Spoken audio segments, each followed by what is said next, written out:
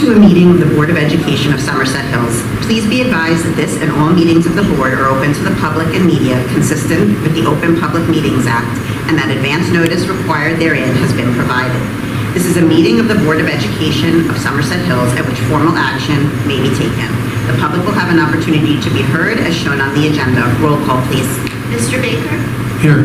Ms. Cooper? Mrs. D. Rothbright? Here. Ms. Gills? Here. Mr. Joyce? Here. Ms. Nathans? Here. Mrs. Santoro? Here. Mrs. Tober? Mrs. Rye? Here. And Mrs. Frank? Here. Okay. This evening we are going to start with a board training with Ms. Gwen Thornton from the New Jersey School Boards Association, and she is going to be providing us a training on ethics for school officials. And we are going to be kind of tight. We're from 5:30 to 6:30 with a hard stop to go into executive. So I'm going to turn it over to her to get us started. Thank you. Well, thank you. It's a pleasure to be here. It's so nice to see all of you. Happy New Year. I know it's 3 months old, but I haven't seen you before the New Year, so it is great to see you and all of you. This really is a requirement around New Jersey CUSAC for all school leaders, and so my intent is to provide this for you. This is the disclaimer that says you need to verify everything with your board attorney, but this information is accurate at the time that it was put together. So again, your advice should come from your board attorney if you have specific questions. So the Ethics Act was really designed to ensure that boards of education maintain their credibility and their accountability with their public, and to make sure that your actions are at all times ethical and meet a standard of conduct that is really something that your community has a right to expect. So it's not just your actions, but it's also the perceptions of your actions that are both looked at by the School Ethics Commission. There we go. So who's responsible for that? The School Ethics Commission. There are 9 members. You can read that to school administrators, to board members, 5 citizens, and they meet periodically once a month and make decisions around ethics cases. They have 2 jurisdictional areas. One is to issue advisory opinions, and the second is to hear complaints and adjudicate those complaints. The School Ethics Commission very often will make an advisory opinion public if there is sufficient impact on boards across the state that an advisory that's requested by an individual board member within one district has widespread impact. They will then make it public. Unfortunately, they need 6 members voting to make an advisory opinion public. So very often we have gone periods of time when there are no advisory opinions, and then all of a sudden we get a rush of those. So you're actually going to see one tonight that was decided in November of 2022, but was just published February 21st of this year.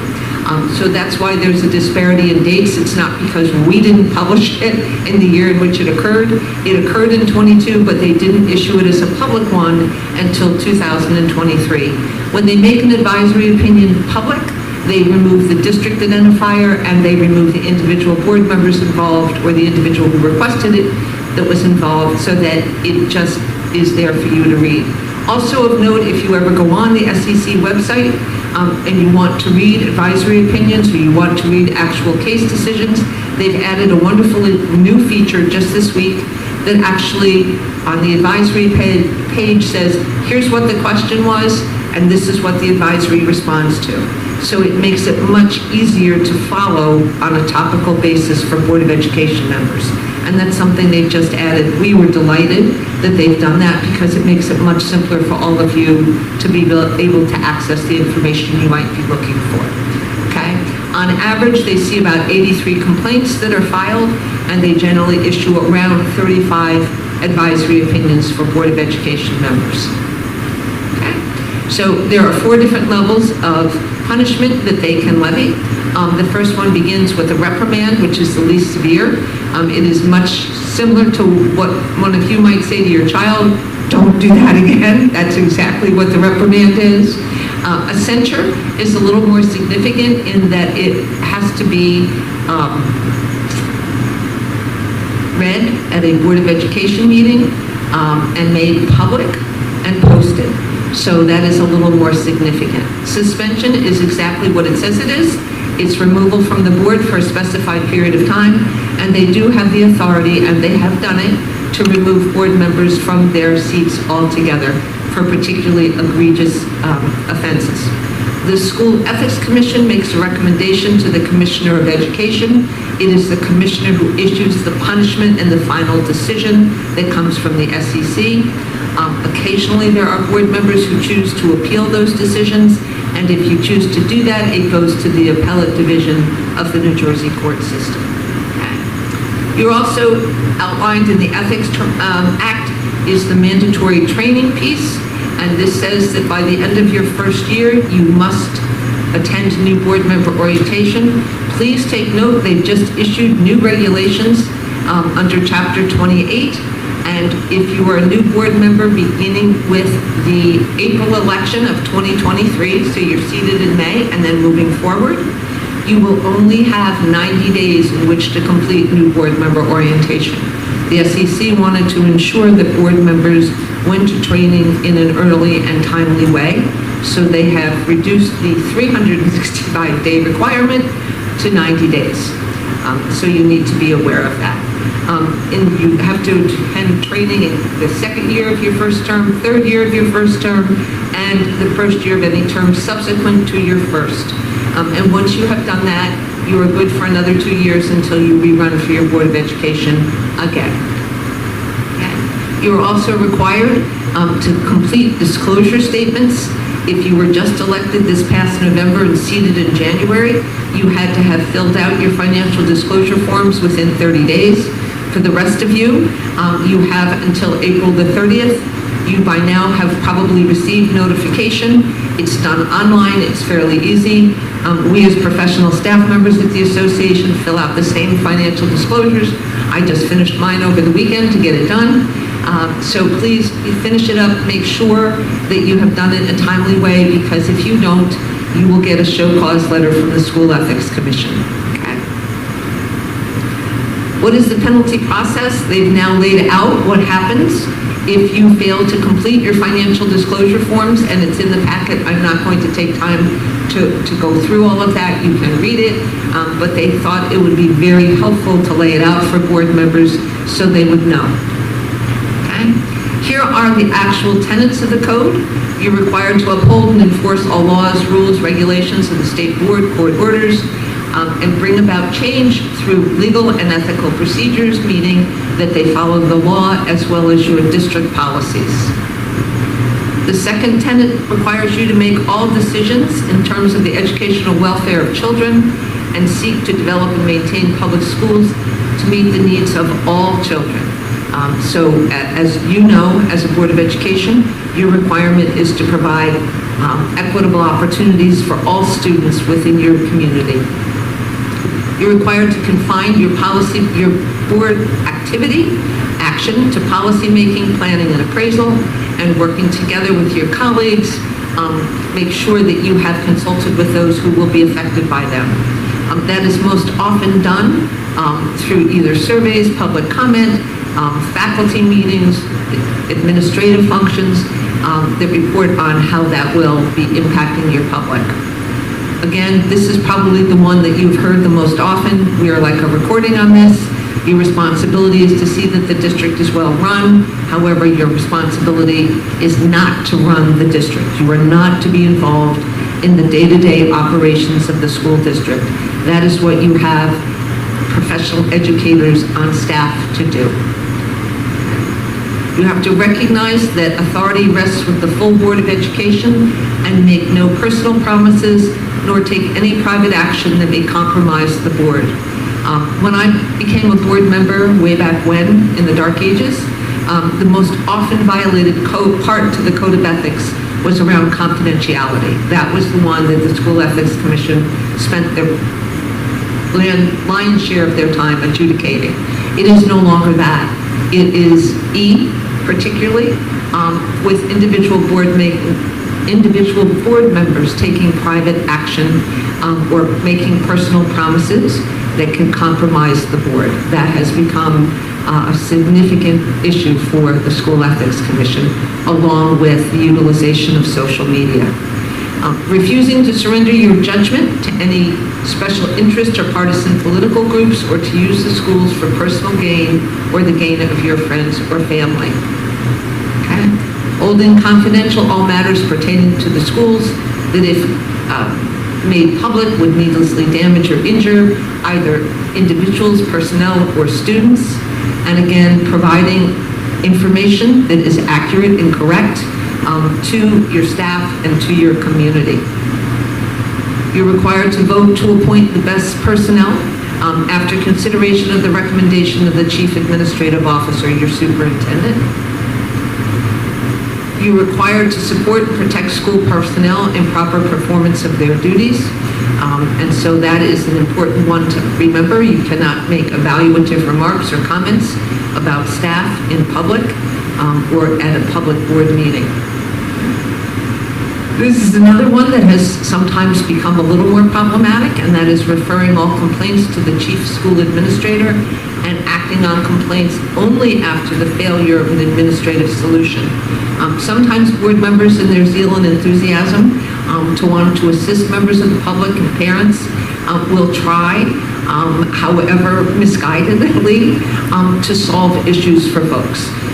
What you can do as a Board of Education member is refer folks to the chain of command, who it is they need to talk to within the district to be able to get their issue addressed.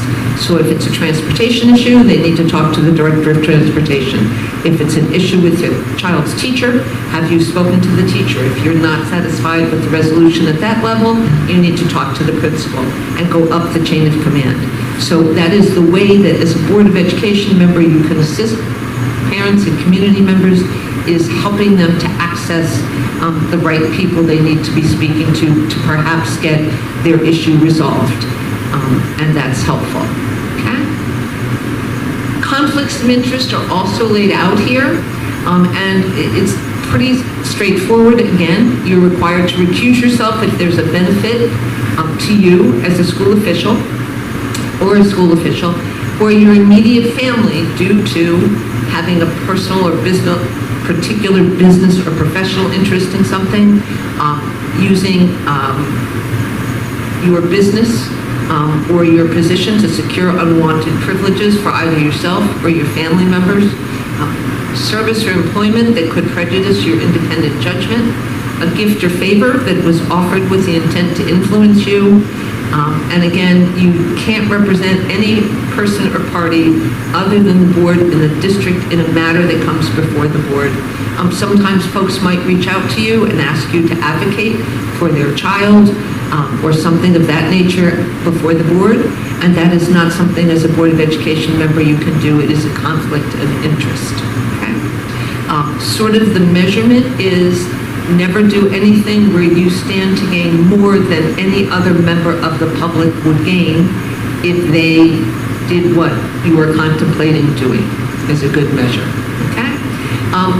Relationships, when we say a conflict because you have an immediate family member, again, immediate family member, they have now adopted these new regulations, and so a immediate family member is your spouse, civil union partner, domestic partner, or a child residing in the same household. And these were just recently adopted in January. The new definition for identifying a dependent child is just determining who gets to take the child on their income tax return if they have multiple different sets of folks responsible for them. A relative now includes the definition, and this is the definition that has existed for a very long time under the nepotism policy of every school district is required to have. It is now incorporated into the ethics. So a relative is almost everyone you can think of that you are related to, and maybe some folks you're not really sure you're related to. It's very broad in its definition. In terms of hiring personnel, if you are a board member, you may not participate in hiring, nor will the superintendent recommend the hiring of a family member of a board member. They're not permitted to do that, okay? If they're already employed in the district, when you become a board member, they are grandfathered. Now, it says there may be some exceptions. Those exceptions are rare, and they have to be approved by your executive county superintendent. So think of a teacher who is multiply certified in AP Physics and Mandarin Chinese would probably be able to meet the exception with the executive county superintendent, or AP Physics and AP Mathematics, something that is a very hard certification to find. If they were a member of a board member's family, might meet the exception requirement that the ECS would approve. Short of that, it's not going to happen, okay? Again, if your relative is already here, you can't participate in any discussion or vote having anything to do with that relative's terms and conditions of employment, renewal, or anything having to do with them, okay? If you have a family member already employed in the district when you become a board member, however, though, you need to understand you are conflicted out of participating in the superintendent's evaluation, in any kind of search. I know that you're in the process of looking for a new superintendent. If you had a family member employed in the district, you would not be able to participate in the superintendent search. It's what the School Ethics Commission has said. Keep in mind, all of these things come from the School Ethics Commission. These are not New Jersey School Board Association decisions. These are, or recommendations. These are not my opinion. This comes directly from the New Jersey School Ethics Commission, which is a body, an arm of the State Department of Education. In terms of collective bargaining and who can participate, I'm not going to read all of these. At the end of the day, this chart is really handy. But again, if you have questions and think you may be conflicted out of participation, you need to check with your board attorney to make sure that you don't have any kinds of conflicts. Again, you just need to be careful. When I was on the Board of Education, if you were endorsed by the Teachers Association, you were automatically out of negotiations for a year, which was probably a good thing for new board members because sometimes it would be hard to negotiate without more experience as a Board of Education member. They eliminated that conflict and said it is not an automatic or a per se conflict unless the contribution that the association or endorsement is given with an intent to influence the member. That is a change, okay? The SEC, when they get a filing, always tries to review the facts that are most favorable to the complainant. And again, if someone has filed a complaint against a board member, and keep in mind, folks, that anyone can file an ethics complaint against a Board of Education member. You don't have to live in the school district to do that. You just have to be anyone, a parent, community member, another board member. Anyone is eligible to file a complaint against a Board of Education member. So you need to remember that, okay?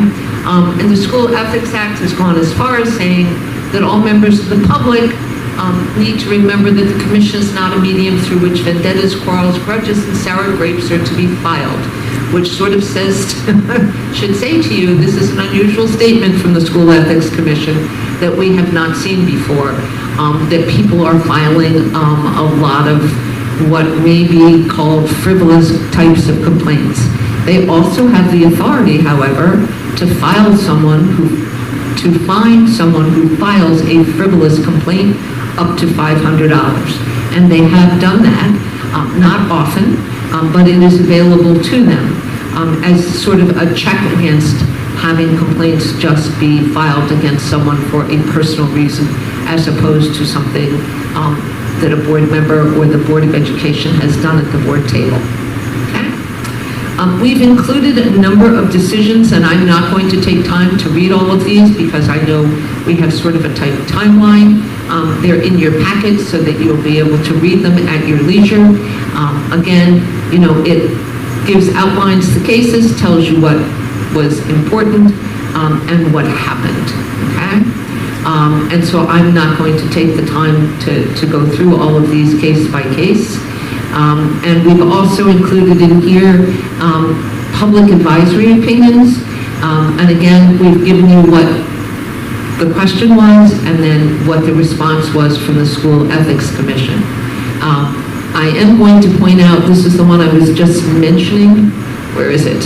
And this is the most recent one that came out February 21st. Even though it was adjudicated November 25th, 2022, it's not in your packet. I will send you this additional slide because we've added this slide since these were copied. Can individual board members be found in violation for not implementing the New Jersey Student Learning Standards on HPE and for voting for opt-in as opposed to opt-out? And this has been, of course, a case of note because there's been a lot of discussion about this. And so they have said that the New Jersey Student Learning Standards are non-waivable, and there are consequences for non-compliance. What they have stated is that an individual board member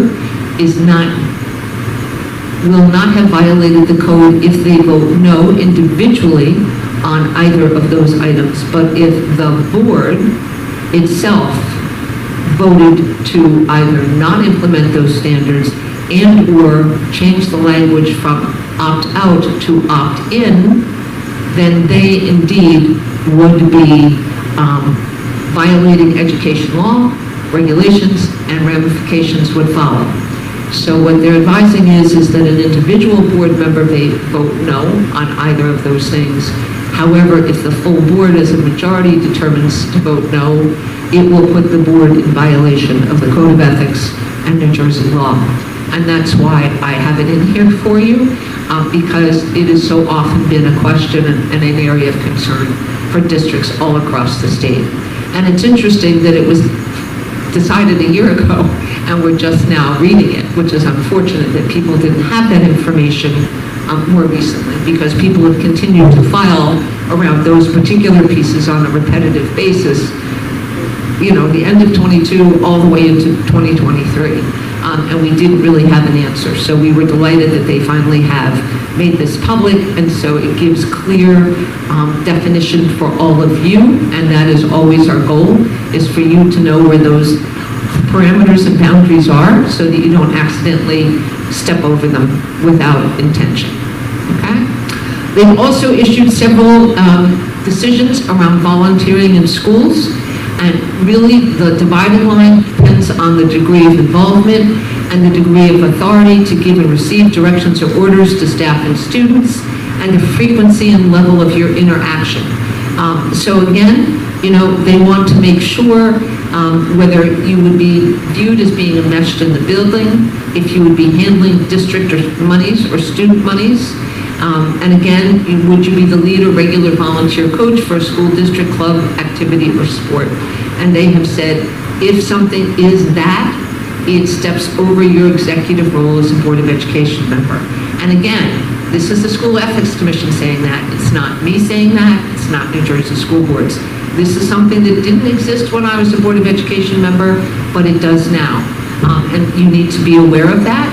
And refrain from, you know, any kind of concern. I would always have you ask your board attorney for clarification so that you would be comfortable, okay? Any kind of one-time opportunity, you can vote, you can coach for Pop Warner or Park and Recs or, you know, another organization. You can do any kind of one-day activity in the district, field day, National Honor Society induction, well, that's open to the public. But things that might not necessarily be open to the public, that you can read across America. It was just Dr. Seuss's birthday not too long ago. A lot of districts do that. You're always welcome to do that, and you're certainly welcome and encouraged to support any activity in the district that's open to the public. But you just have to be mindful that you are a board member, and there are those. In terms of interview committees, they have sort of straddled the line here. Board members' involvement in interviews for positions other than the superintendent is not encouraged. On the other hand, because this is what they do sometimes, they have said you can have up to 2 board members with the authorization of the superintendent for high-level administrative positions, and your purpose there is limited to observation and assessments, and the final recommendations are always, of course, that part of you is the responsibility of the superintendent. So again, on one hand, they say don't do it, but then they've laid out the parameters if, you know, that's something that you want to do. And interestingly enough, although not mentioned here, you're also prohibited from sitting in on exit interviews. So on one hand, you can sit in on interviews for high-level administrators, but if you were doing exit interviews with a high-level administrator as a district, board members would not be able to sit in. So there is this dichotomy. Their decisions evolve and change over time as the SEC's membership changes, although slowly over time. Okay? Social media. Again, this has become a great concern and something that the SEC speaks to us about regularly in talking to board members, making sure that we're as clear as we can be, and that is that you don't automatically violate the act because of engagement in social media. However, you must be mindful of the perception of others, and so they want to remind you that if you are going to engage on social media, that you must include, if you are commenting on the district or the board, you must include a disclaimer. And that disclaimer has to be very clear that the following statements are made in your capacity as a private citizen, not as a board member. They don't represent the Board of Education or its individual members, and solely represent your own personal opinion. And that should be on everything. And a board member said to me, when that's more than 180 characters, I tweet with that. And I said, I've got no idea, but I don't think you can, given that. Or if you do tweet, it better not be about district business. Did you want to? Yeah, it's irrelevant that there's only X number of characters on Twitter, or anywhere else for that matter. I don't even know how much social media there is out there. To show my age, I asked my 25-year-old daughter, and she said, that's the stuff that kids do. I'm already too old for that, so much less me. But yeah, that's something that I request that you all be very mindful of, that when you post on anything on social media that's related to the board, that you put in that disclaimer that those statements are made in your personal capacity and not as a board, because whatever you do now, you get not only do you get the privilege of doing this work that requires extensive number of hours, and you do it for the large salary of zero, and often with no thanks, but anything that you do now is perceived as speaking for the board. So you really need to be I request that you really be mindful of what you're posting, so that it doesn't look like it's something that is from the board, but it is very specific that it is yours and yours only. And I say that, and I emphasize it. I am involved in litigation right now. I've been defending a lawsuit since 2014 over what a board member posted on Twitter. So that's a thing. It's for real. So please be mindful. Thank you, Gwen. You're welcome. So, if the individual board member posts and it does go into a lawsuit, is that individual board member that responsible for that individual pathway, or are they representing them as a board? I think. So it depends. Generally speaking, in a situation like that, there would be one attorney defending the board, a separate attorney defending the individual board member, and possibly a third attorney defending any other individual board members. It depends on how the lawsuit is named. So, but yeah, it could be up to 2 lawyers. Are you asking if you're indemnified? So board members are indemnified. Okay, so board members are like other school officials, the superintendent, the business administrator, each individual board member, school employees are indemnified, meaning that the district is required to provide representation in the event of a lawsuit, provided that the person has been working either inside of their job duties or within the realm of the scope of their position, right? So if Ginny is doing a job and she's doing her work as a reasonable business administrator and she's diligent about it and the district gets sued, you know, the board the board's insurance carrier would provide a defense for her.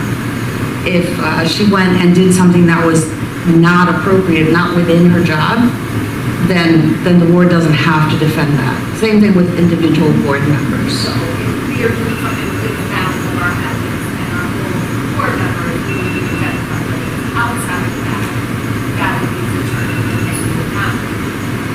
Possibly. Possibly. It's a case-by-case case. But there are, I'm just curious, if you are not supposed to do, So notice, please, that it's not that you're not supposed to post on social media. You don't lose the right to post on social media because you're a board member.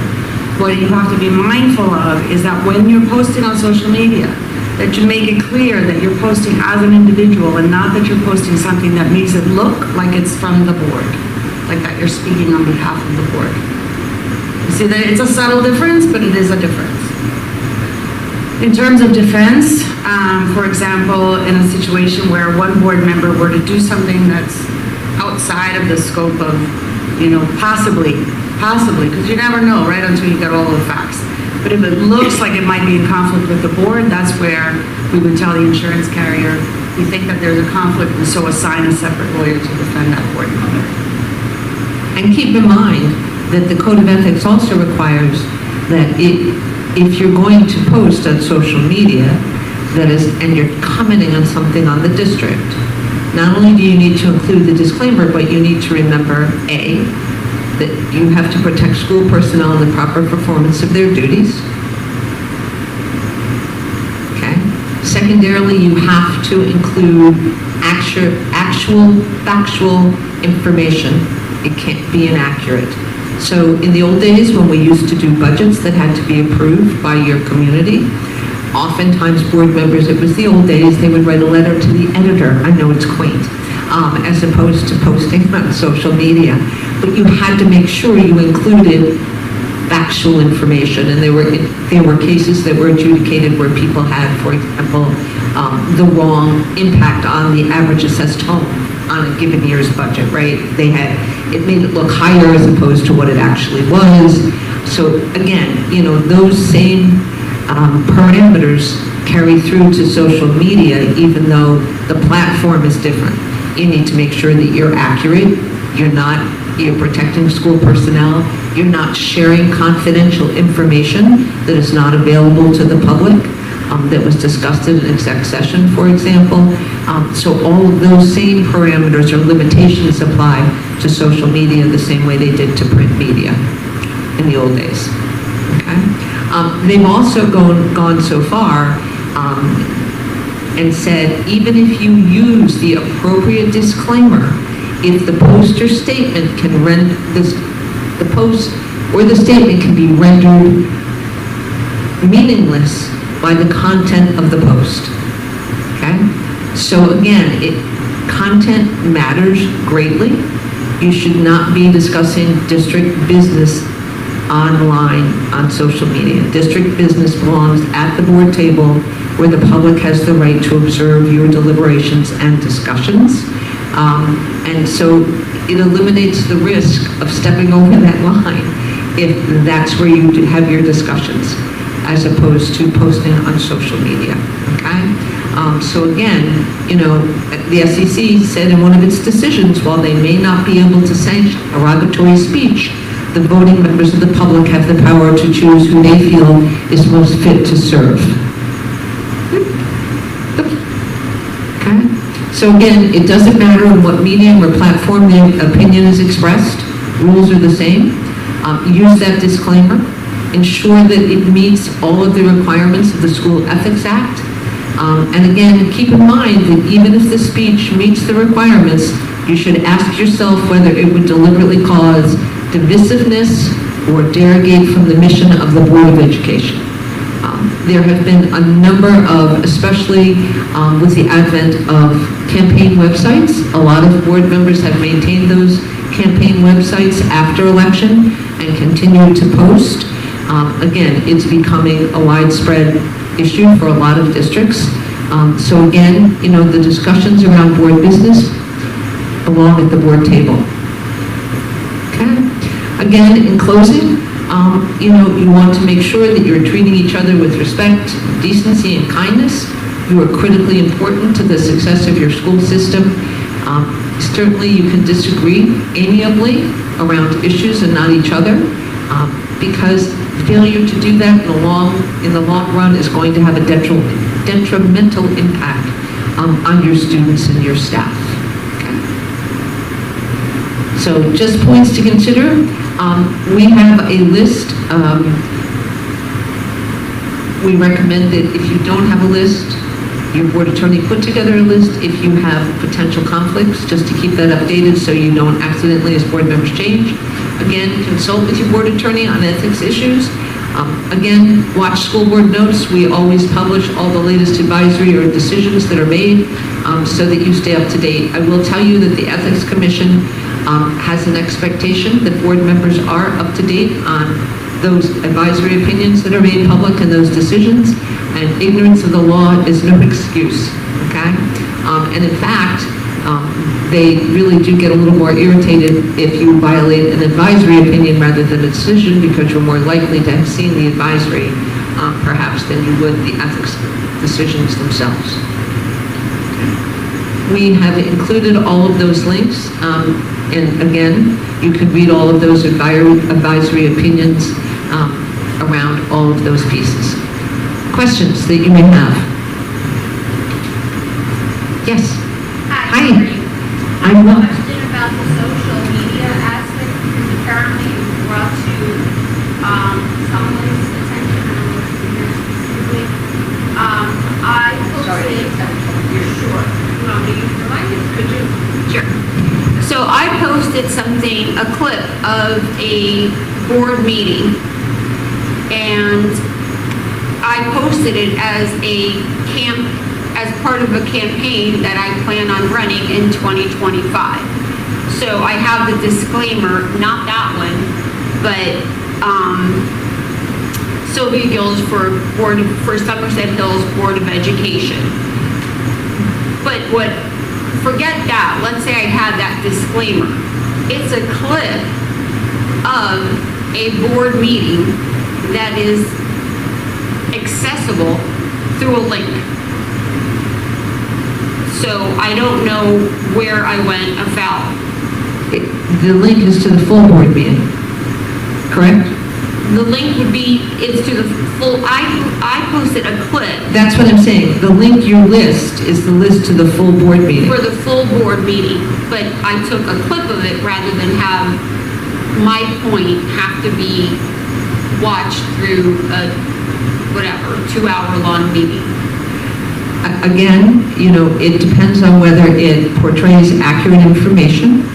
It depends on whether it is divisive around staff or students. Who gets to decide that? Well, your board attorney would be a good person to inquire with, and then if someone had a real problem, you could seek an advisory opinion, or another board member could file an ethics complaint. So they could not like comments that I delivered that I then posted on Twitter or Facebook or Instagram or whatever, and because they don't like the comments I delivered and I posted, they can file an ethics. They don't have to like any of the comments. It's not about liking or disliking, okay? It's about staying within the framework, because as a Board of Education member, you're a public official. And there are, it's a balance between, right, your right to free speech, Right. and the confines of the code of ethics and what that requires, all right? And so it's that balance. And so I think what someone is saying is they believe that you've stepped over. It's not about liking or disliking. It may feel like that, right? But I think that's exactly what it is, because if I make a comment that, let's say Ian doesn't like, he could say, well, that's divisive, and I'm filing an ethics claim against you. So it becomes... that is the risk of every public official. You're a publicly elected official, and your actions and your comments are subject to interpretation. And, do I think some of that would be frivolous? Probably. but it happens, and that is part of the onus of being a publicly elected official. It goes with the territory. Because I fully intend on using social media during my tenure here and for my future campaign. Obviously not an opinion like I don't like Ian's sweater, or I think... It's more of the difficulty with social media comes when board issues and board business is being discussed online and includes items that could be misunderstood or misinterpreted by virtue of, it's a tweet and so it's 180 characters, or taking a clip that makes an opponent look particularly bad, risking the slander and defamation piece. Again, it's about public perception, and it's about that balance between being a publicly elected official and the freedom of speech.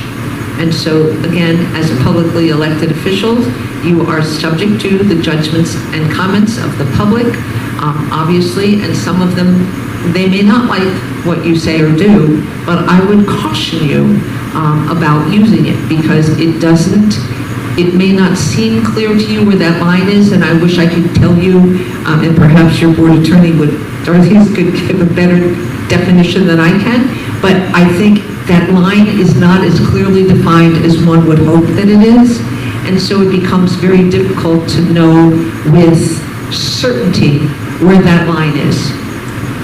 All right, Because what I might find offensive, right, is not the point. What I find offensive personally, or what you do.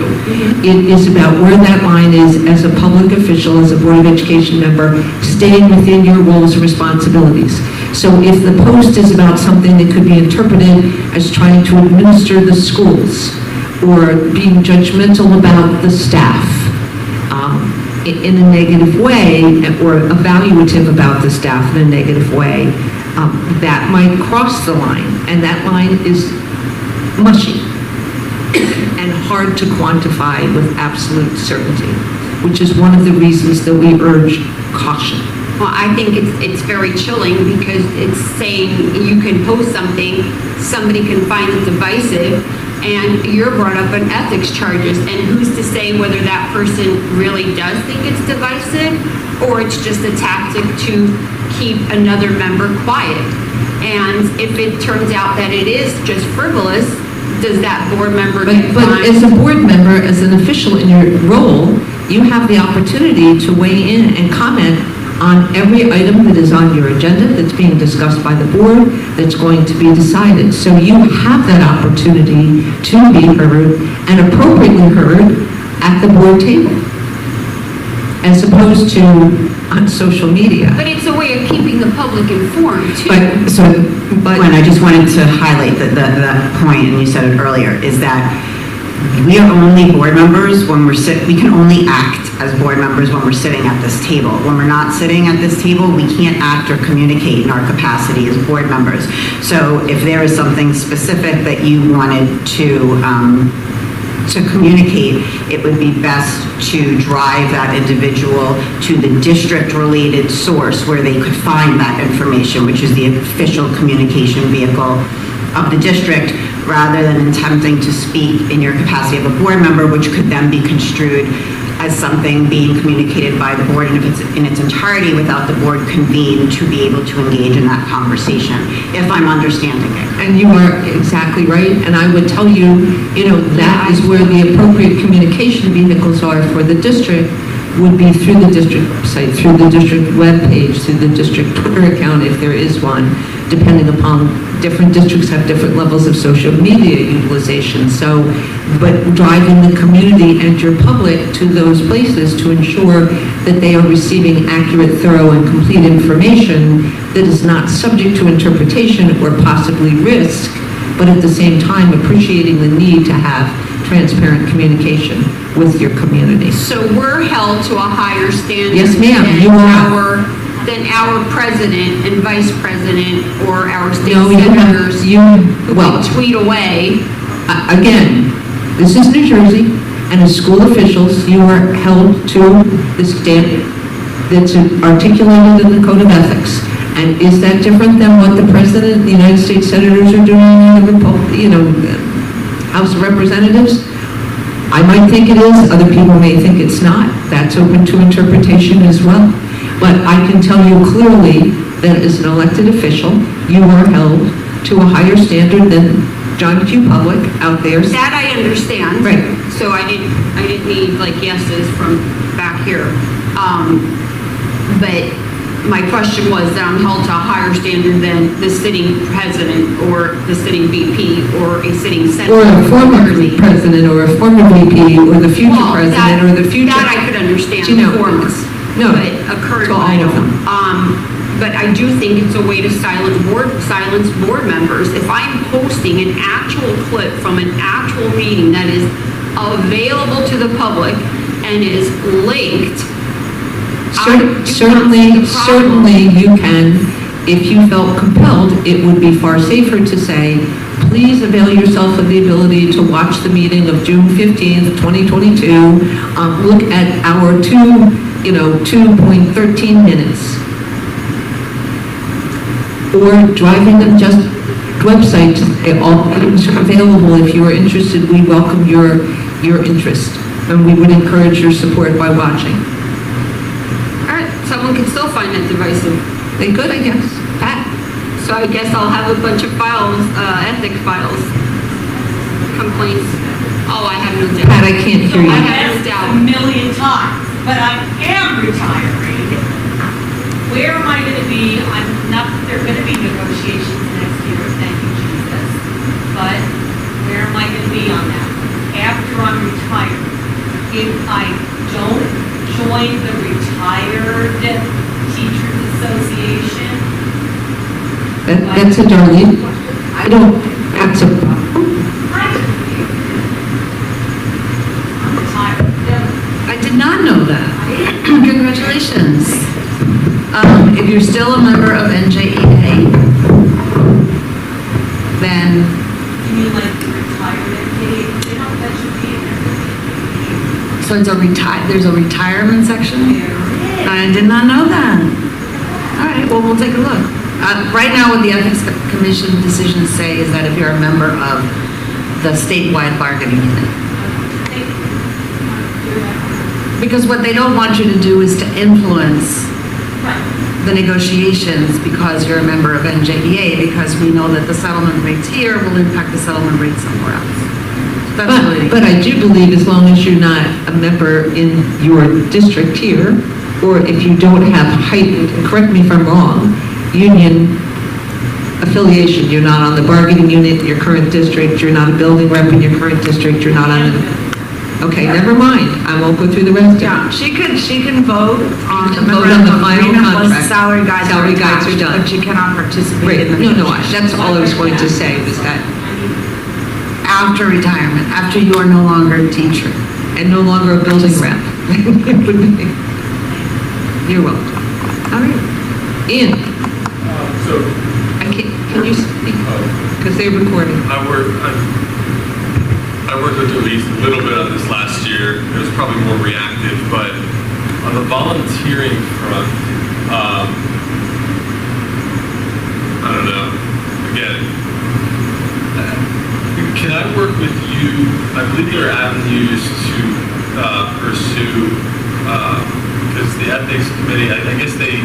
I can't hear you when you're facing Gwen, I want to unless you use the mic. Can you hear me okay now? Yes. I want to use the right phrasing, but they said I couldn't volunteer for my daughter's middle school soccer team, right? So they sent the articles over that supported that, but I think there's an avenue to pursue I don't know if it would be, I don't know. Are there any avenues to pursue to be able to coach or volunteer? As long as it wasn't directly connected to the school. No. Any kind of team or activity that wasn't directly a school team, you would have the opportunity to participate with. So the middle school girls soccer team is out. Out. And again, And you can't, word is escaping me. Appeal it? Appeal, thank you. You could. If you get an advisory opinion, I suppose that you could appeal it and you're You gonna get the you same could answer. seek another advisory opinion. It's unlikely that they would even entertain that advisory opinion since they've already ruled on that. But you can inquire. I'm not saying don't do it. I just want you to have realistic expectations, and I'm not sure they wouldn't bounce it back and say, this has already been adjudicated, here's the decision, and give you the number of the case, and that would be that. You Yeah. could, if you wanted, as an alternative, if the full board majority felt strongly that the volunteer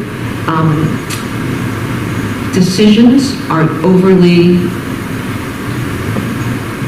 punitive, the board could pass a resolution and submit it, I don't know why I'm going to say this to myself, but pass a resolution and submit it to the Delegate Assembly of New Jersey School Boards Association. And what that does is that it goes before the Delegate Assembly, which is a representative body of every single school district in the state that meets twice a year in November and in May. The next one is May 5th, I think. They will meet, and there are 8 or 10 resolutions that are coming from various districts of policy they would like to see the association adopt. So you could pass a resolution to indicate that you believe that the state needed to revisit and permit board members to have a greater role in volunteering in the schools, and that the School Ethics Commission had overstepped its boundaries in being too punitive. Now, whether every district in the state would agree with you, a majority to approve it, become, something that would be advocated for, I can't tell you that, but that is another avenue for boards of education. I appreciate it. I know you're the messenger here. You don't make these decisions. It seems like a lot just to be able to volunteer. I'm here in this seat because I just want to be involved in my daughter's schooling, and to not be able to be on the soccer field with them is like, I'm sorry, but I'd rather be out there. I hear you. I know. So can I follow up with you on that? Because I didn't take all the notes of what you just said in terms of the steps, but I'd love to explore something. Sure, you can, certainly, of course, always. Awesome, thank you. Always. And for the other folks who are new, I spend my time talking to board members or responding to emails and calls. Your questions and calls to me are always confidential. I don't share them with other members of your board, your administration, your board officers. I'm here to assist. I will give you my honest take and best information that I can give to you. If I don't have an answer for you, if it's a negotiations question around a labor contract, I'll talk to our labor folks, I can talk to our policy folks, but we are here to be your direct contact to New Jersey school boards, and we really are here to help. So if you have questions, please always feel free to call or email. I always get back to folks. That is what I do.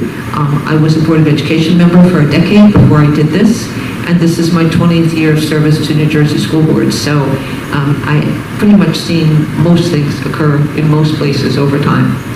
Patty? I'm sorry, every time I submit paperwork, I never get anything back. If I hear nothing, that means that everything's okey-dokey. On the financial disclosure forms? Yes, and Yes. on my training that I did in January. Yes. Thank you. Well, check. Because I had a series of clients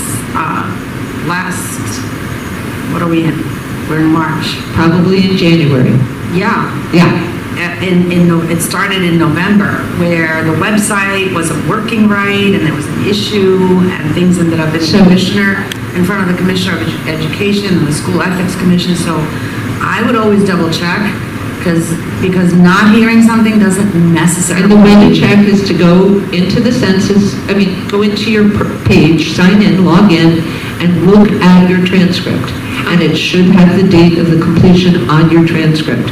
There were some 400 folks in December and January. We tried to get to as many of them as we could to notify them and straighten out if it was an error, our error, or if it was indeed they hadn't had an opportunity to do it. Yeah, and I'm not pointing fingers. Oh, no, I it's just a know great that it idea. was an error, and people thought that everything was great, Fine. and that they had been, that their records were straight, and it turns out that they weren't, and then they were getting letters that they were not in compliance, and they were gonna be removed as board members, and it became a, I typically check at the end of the year, because some of you have gotten emails from me.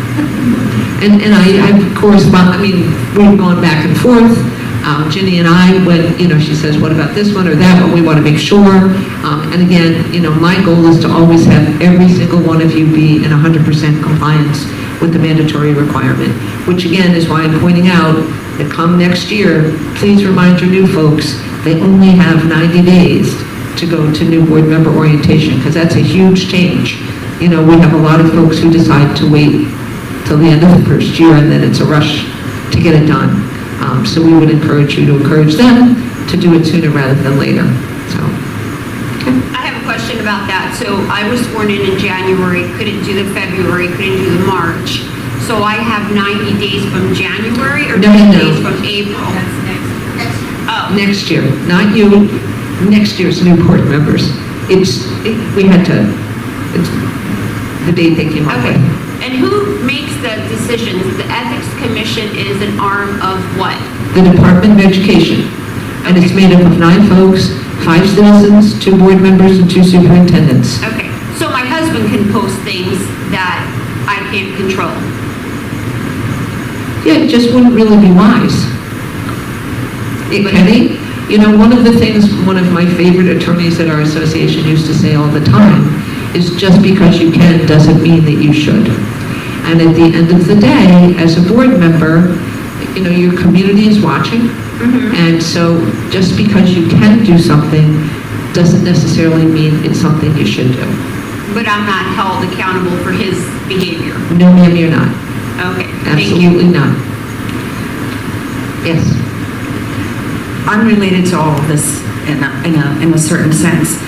Could you, as a New Jersey School Boards Association, as an association that consists of all of the school districts in the state, could you just share with the board the arm that you have, like you have a legislative section that actually, I don't want to use the word lobbies, but makes comments on pending legislation, on pending We have a regulations. governmental relations department.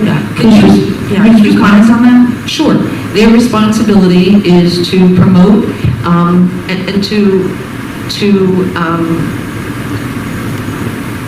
observe and be aware of all legislation that is pending that would have an impact on public schools and school districts across the state.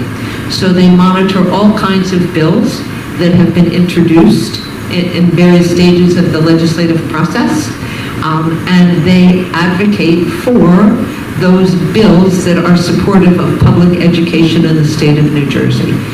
And those positions are, there is a legislative committee from each of the legislative districts across the state, from Board of Education members who reside in each of those legislative districts. They meet several times a year to discuss those issues, and our marching orders come through the delegate assembly and resolutions that boards pass. So for example, in this upcoming DA, in May, there are 2 resolutions that are absolutely identical, no surprise, from 2 different districts in 2 different counties who would like to see the elimination of the 2% cap. Obviously, I mean, that's a pretty simple thing, and the ability to go to a second question if they want to go above the second cap for things that might be included in the waiver that technically right now you can't go to a second question on, such as healthcare benefits, thorough and efficient educational programs, and the like, because of the S2, mostly S2 districts who were hurt by the S2 change and also suffering from Chapter 44 bounce back that was supposed to lessen those increases and instead has penalized districts. So those gentlemen, that is what they do.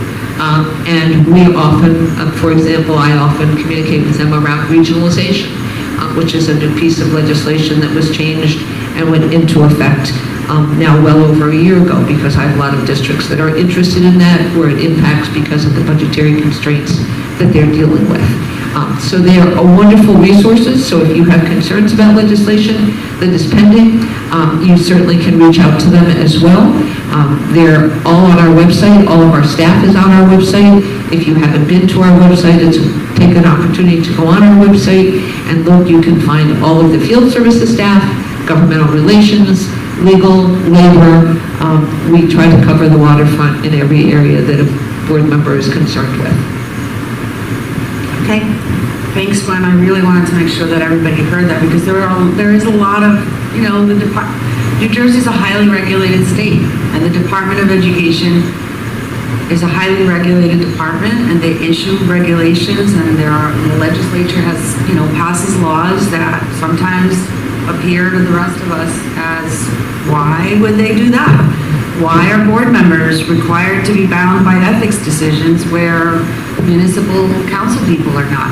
Why are board members required to have all of these hours and hours and hours of training, whereas other public officials are not? And so if you're looking to change legislation or regulations, New Jersey School Boards Association is a great place to start. Not the only place to go, but certainly a great place to start to have your voice heard.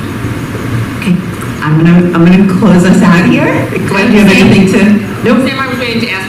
Oh, I'm sorry. Good, yeah. It'll be really quick, I promise. So, Gwen, I'm just curious. Hi, Kathy. Hi, and apologies for being late. This is really a curiosity question. So when I threw my hat in the ring to be considered to backfill an open seat, it was a one-year term that I backfilled. I was the president of the elementary school HSA. I'm just curious how that then differed from even Because there's a volunteer role. specific ethics decision, and don't ask me for the year or the date, but there is a specific ethics decision that says you can be an officer of your PTA, PTO, or school association, Really? whatever you're called, and it permits that as an exception. And why, I can't tell you, except that perhaps the membership of the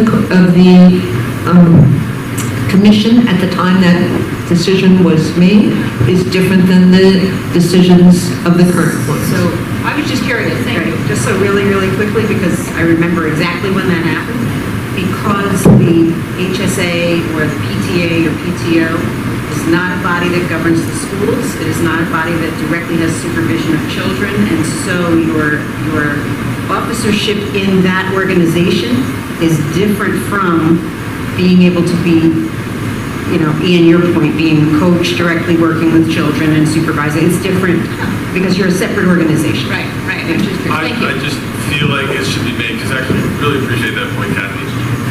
I think they're directing funds though, right? Their own funds. They're a 501c3, separate and apart from the school district. But funds raised for the district.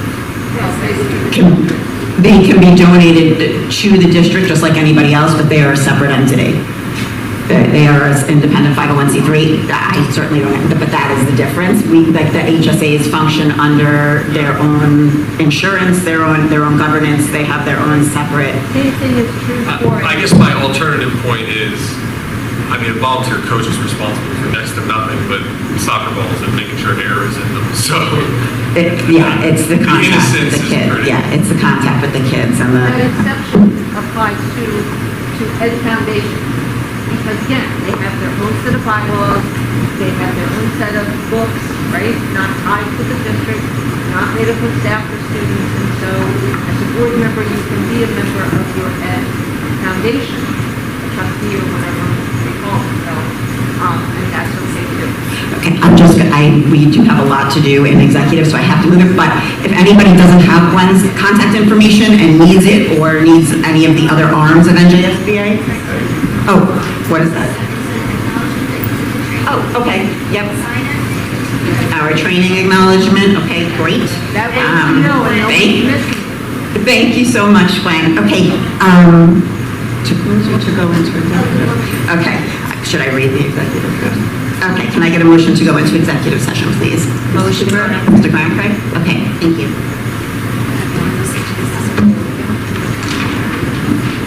Here. Nathan? Mrs. Santoro?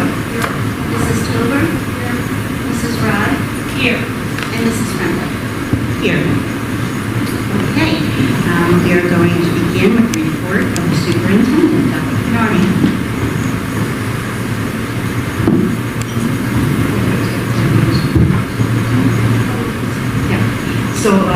first on our agenda will be reports by our student representatives. So our middle school representatives want to begin, please. Thank you.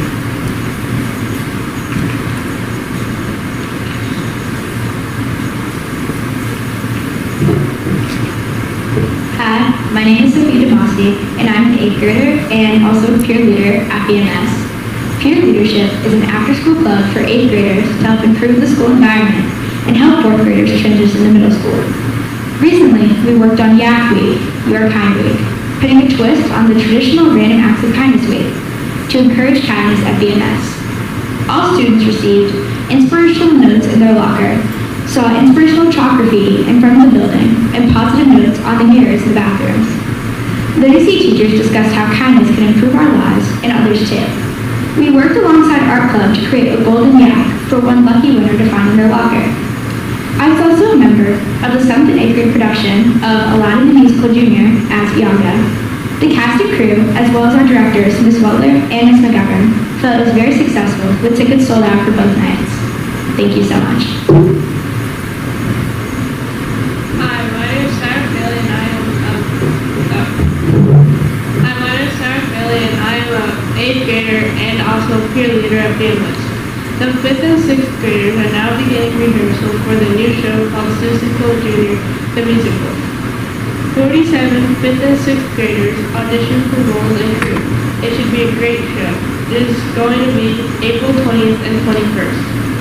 We also have been very busy because spring sports are coming up. We have 7th through 8th grade softball, 7th through 8th grade baseball, and 5th through 8th grade track. I'm also looking forward to the spring because as a member of orchestra, we are going to Bedwell to introduce the middle school music program. Peer leadership is visiting 4th grade classrooms to teach a lesson on kindness and to answer any questions they have about literacy. Thank you for your time.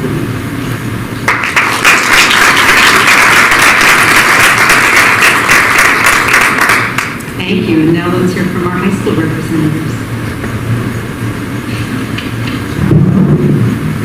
Good evening. My name is Audrey Pannon, and this is Max Lucas, and we're your student representatives from Bernards High School. Thank you for giving us your time and attention tonight. We, along with the rest of the student body, greatly appreciate it. Bernards has had a fantastic winter sports season. Junior Brianna Ho has been named the New Jersey State Foil Fencing Champion, taking home the state title for Bernards High School. She was also named New Jersey's Fencer of the Year. Freshman Brody Watt took home gold at the Nike Nationals track meet, running a 4:27 mile. Spring sports will begin hosting practices tomorrow after school. This weekend, the Bernards Choir program will be attending a choral competition in Nashville, Tennessee. While in Nashville, students will attend a songwriting workshop and record their repertoire at the same recording studio Elvis Presley and Taylor Swift performed at. 2 weeks ago, a group of students traveled to Boston in order to participate in Harvard Model Congress. Overall, it was a great experience for those involved, and several students from our group won awards based on their outstanding performance during the conference. Juniors participated in the statewide NJ GPA testing this week, taking sections dedicated to English and mathematics. While technical difficulties interfered with the testing scheduled to take place on Monday, it resumed as planned on Tuesday. The Spring Musical, the 25th annual Putnam County Spelling Bee, took place this past weekend. A tremendous amount of positive feedback was received, and all of the participating students and staff worked incredibly hard to put together such a fantastic performance. Tickets to the senior fashion show are for sale, and if one is interested in attending as an audience member or volunteering, please contact senior parents Linda Bias or Sujin Becker. The Guidance Department, in conjunction with the organization Creature Comfort, is hosting a therapy dog session during lunch on Wednesday, March 22nd in the community room. Students interested in attending should sign up using the link posted to their grade's Google Classroom page. Space is limited and first come, first serve. Bernards Ski Club is hosting their Teacher Dares fundraiser in which teachers volunteer a dare to the club. Students donate money to their favorite dare, and the dare that raises the most money will be completed by the respective teacher. All funds raised will go to the Leukemia and Lymphoma Society. Tomorrow is also the election period for Bernard's Key Club, where students will be running for different positions such as president, vice president, secretary, and editor. The Senior Student Council is hosting Mr. VHS, a pageant-based fundraiser in hopes of raising money for prom. Seniors will be performing talents, answering interview questions, and presenting fun costumes at a one-night-only event on April 19th. Seniors have begun to receive their final college decisions and will continue to hear back throughout the remainder of March. Most schools will be releasing their decisions by April 1st at the latest, with students committing to their top choice by May 1st. That concludes our update, and thank you so much for your time, and we look forward to next month's meeting.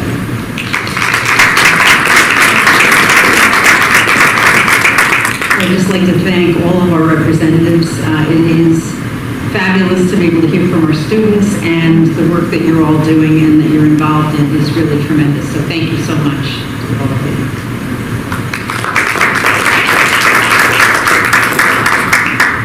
So the next part of the superintendent's report is an update on our strategic plan. All right, or are we going to do budget first? Oh, the audit first. I'm sorry. I'm just getting ready. Mr. Joseph Stout is here from our auditor.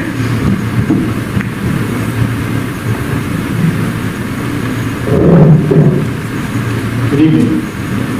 My name is Joseph Stout, and I am an audit manager with Supley Cleaning and Company. We have completed your district's fiscal year 2022 audit and have issued 2 reports. The first report is the Auditor's Management Report. It is required by the New Jersey Department of Education and outlines the different areas of compliance that we audit. These areas include payroll, the records of the board secretary and treasurer, federal and state grants, purchasing, food service, and student activities. Any audit recommendations as a result of our testing would be included in this report. Your district has no recommendations in this year's audit. The second report issued is the Annual Comprehensive Financial Report, or ACFR, which includes the district's financial statements and our opinion on those statements. The district received an unmodified opinion, which means that the financial statements are fairly presented in accordance with generally accepted accounting principles. One of the most informative schedules in the ACFR is Exhibit C1, which starts on page 88 of the report. The results of operations of the general fund are reflected here with variances from final budgeted revenues and expenditures reflected. Other informative schedules in the ACFR include Exhibit J4 on page 134 and Exhibit J17 on page 155. The J4 shows a comparison of governmental fund revenues and expenditures over a 10-year period, while J17 shows a 10-year comparison of enrollment, operating expenditures, and a relative cost per pupil. An area of the report that the board may find interesting is the letter of transmittal prepared by the district superintendent. Page 3 of the ACFR reports SAT and ACT scores for high school students, which were significantly higher than state and national schools. New and continuing initiatives developed by the district to enhance their students' educational experience are also discussed in this section. They include the School Culture and Climate Initiative and the Teachers College Reading and Writing Workshop Program.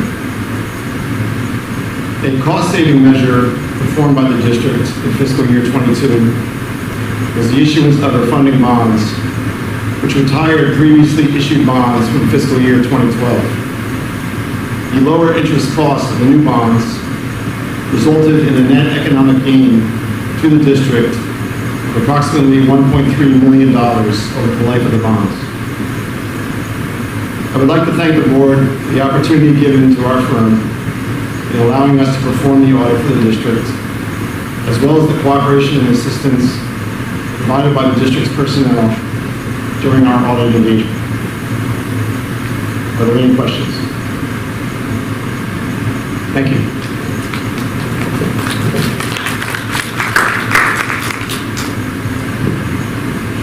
Dr. Famari time for the update on the strategic plan. So board members, in your packet this evening, you have two documents. One of them is labeled Year 1 and the other is labeled Year 2. They are large spreadsheet documents, so you know what I'm referring to. What I did was to take Dr. Dempsey's Gantt chart that she provided to you earlier in the year, that really outlined the timelines for each task that was assigned to the strategic plan under each of the goals and objectives. What this document does is it further breaks out those tasks so that over time, from year 1 through year 2 at this point, but it'll also then move on to years 3 and 4, it will show you whether we are in the exploration, planning, the creation, implementation, monitoring, analysis, or evaluative stages of different aspects of those activities. So you'll see in year 1, the far right column, that there are several tasks that read tasks completed as of. And so the end of the school year, June 2022,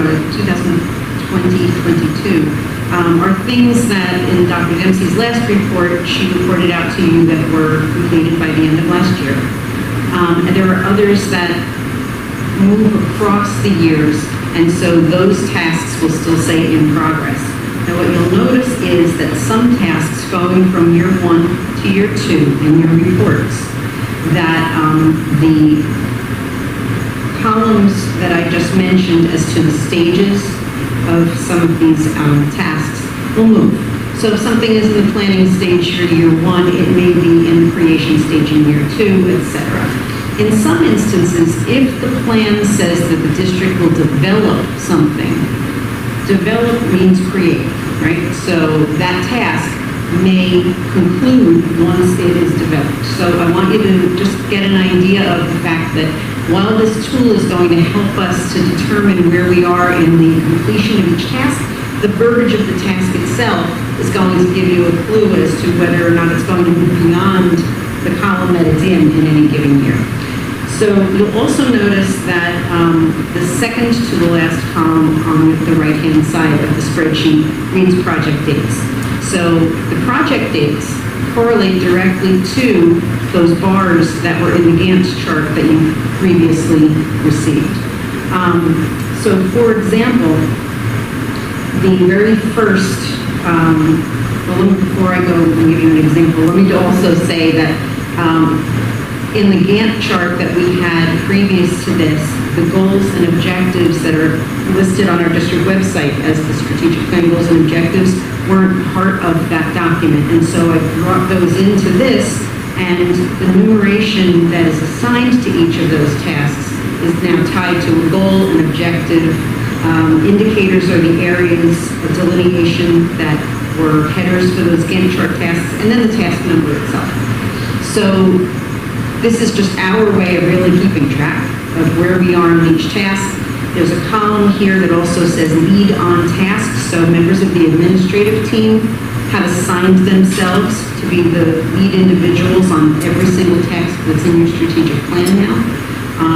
What we've done through both cabinet meetings and administrative council meetings and principals meetings, we've really tried to narrow down a focus as to which of us is going to be accomplishing which item in here. So as you get more and more information about the strategic plan, you'll have a better sense of why the high school may be working on something related to community service, why the business office is working on certain stages of some of the facilities projects, and where the other administrators may fall into a leadership area that perhaps you didn't think about before. So we've now really embraced and taken these things on so that we can hold ourselves accountable. Some of the items here are new. And so when I get to year 2, and I'll just show you an example of that. But I wanted to give you an idea of first of all, how to read this crazy document, because there's a lot here.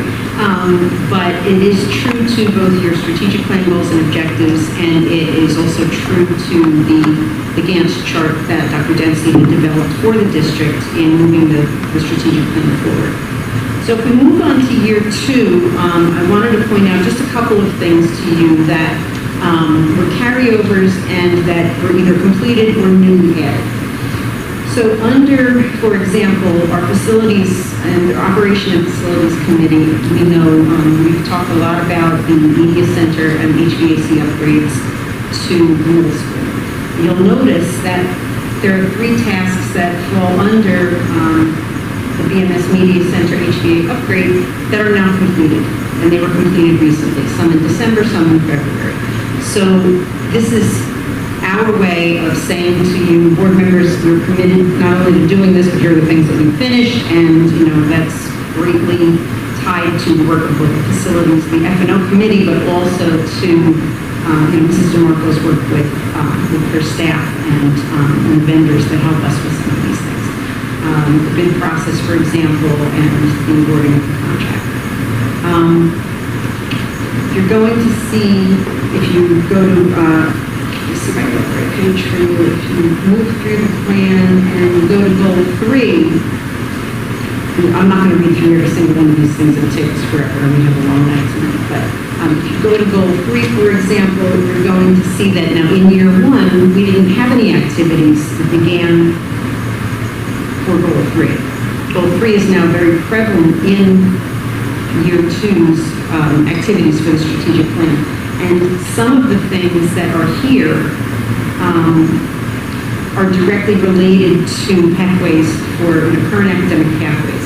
And a couple of the things that we've talked about in committee that are now incorporated into the plan that weren't there before are both our expansion of the ESL program, because we know that our ESL population is greater than the number of staff members that we currently have to serve them.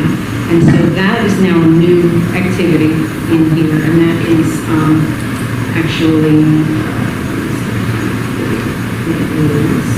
at the bottom of that first page second page for 3.2.C, which is solidify current academic programs. And it's identify the needs of English language learners based on local and state assessment data, program requirements, and New Jersey student learning standards, and create a plan to address those needs. We are in the planning stage there, and you'll see the ESL supervisor and the principals are the leads on that particular task. Another add to that particular goal to the very top of the next page, which says continue to expand our pre-K program. So those of you who have been part of those curriculum discussions and who are in our personnel committee meetings know that we are looking to expand that program to bring in another class of pre-K for next year. So everything that we're doing, we're trying to make sure it ties back to the strategic plan, and if there's something that is a value piece of these initiatives that we have going on in the district, we want to make sure that if it was not included yet, that it becomes part of the strategic plan. Dr. Dempsey always said this is a living document, and it truly does expand and alter as the needs of the district arise. So I'm going to make sure, you have, these are going to be for you to keep, to review, but are there any questions at this point on anything with the way that the plan is structured, or questions about anything related to the strategic planning progress that we've made so far? Mr. Baker?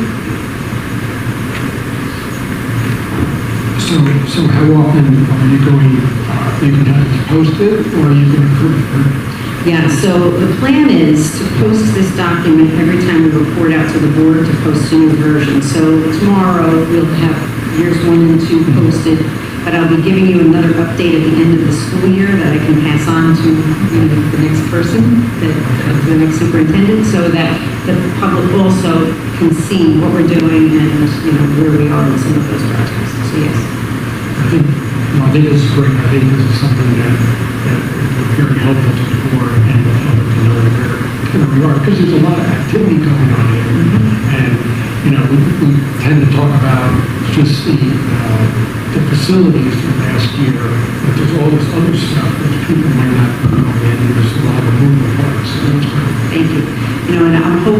committees can see your work is all reflected here, and it says, the board is very involved in a lot of these things, so thank you all for your participation. Dr. Bernard, I just want to thank you and commend you. I think the way you structured this has really increased the transparency. I think it tracks the progress well, so we can see how things are moving along. And I love the assignment of accountability. That's great, just in terms of people with questions they can go to and ask. So thank you very much. You're welcome. And I also want to give a shout out to all those people that are doing so much great work that maybe we don't necessarily get to advertise out to. So the principals are not only running their buildings, but they're working on all of these other initiatives, and so are the supervisors and directors. And there's a lot of leadership here that is doing a lot of great work, and I'm proud of them, and I have only joined your team very shortly. No, it really highlights it, so thank you.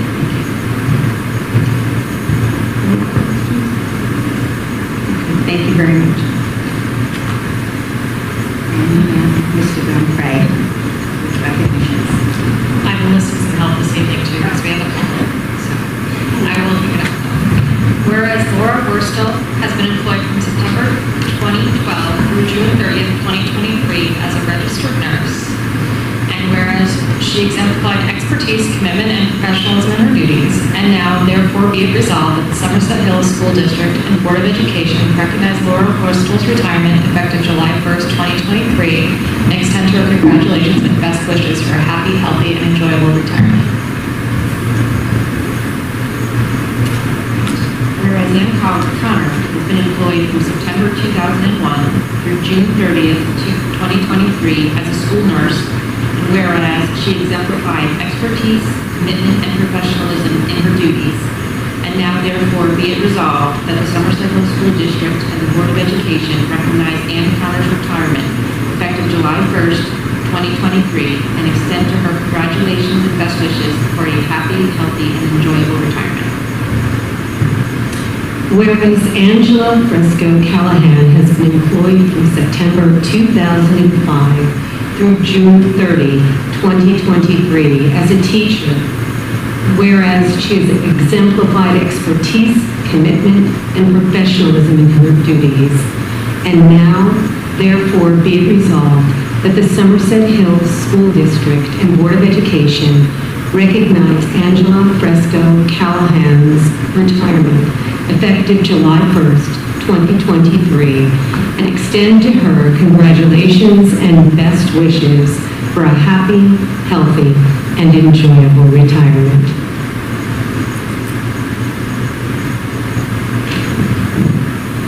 Whereas Magdalena Vialello has been employed from September 1999 through June 30th, 2023 as a teacher, and whereas she exemplified expertise, commitment, and professionalism in her duties, and now therefore be it resolved that the Somerset Hills School District and Board of Education recognize Magdalena Vialello's retirement effective July 1st, 2023, and extend to her congratulations and best wishes for a happy, healthy, and enjoyable retirement.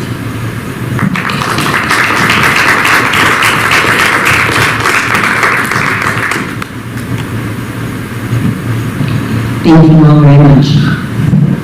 Okay, and now we are going to move on to the report of our business administrator. Okay, I will help with the 2023-2024 budget presentation.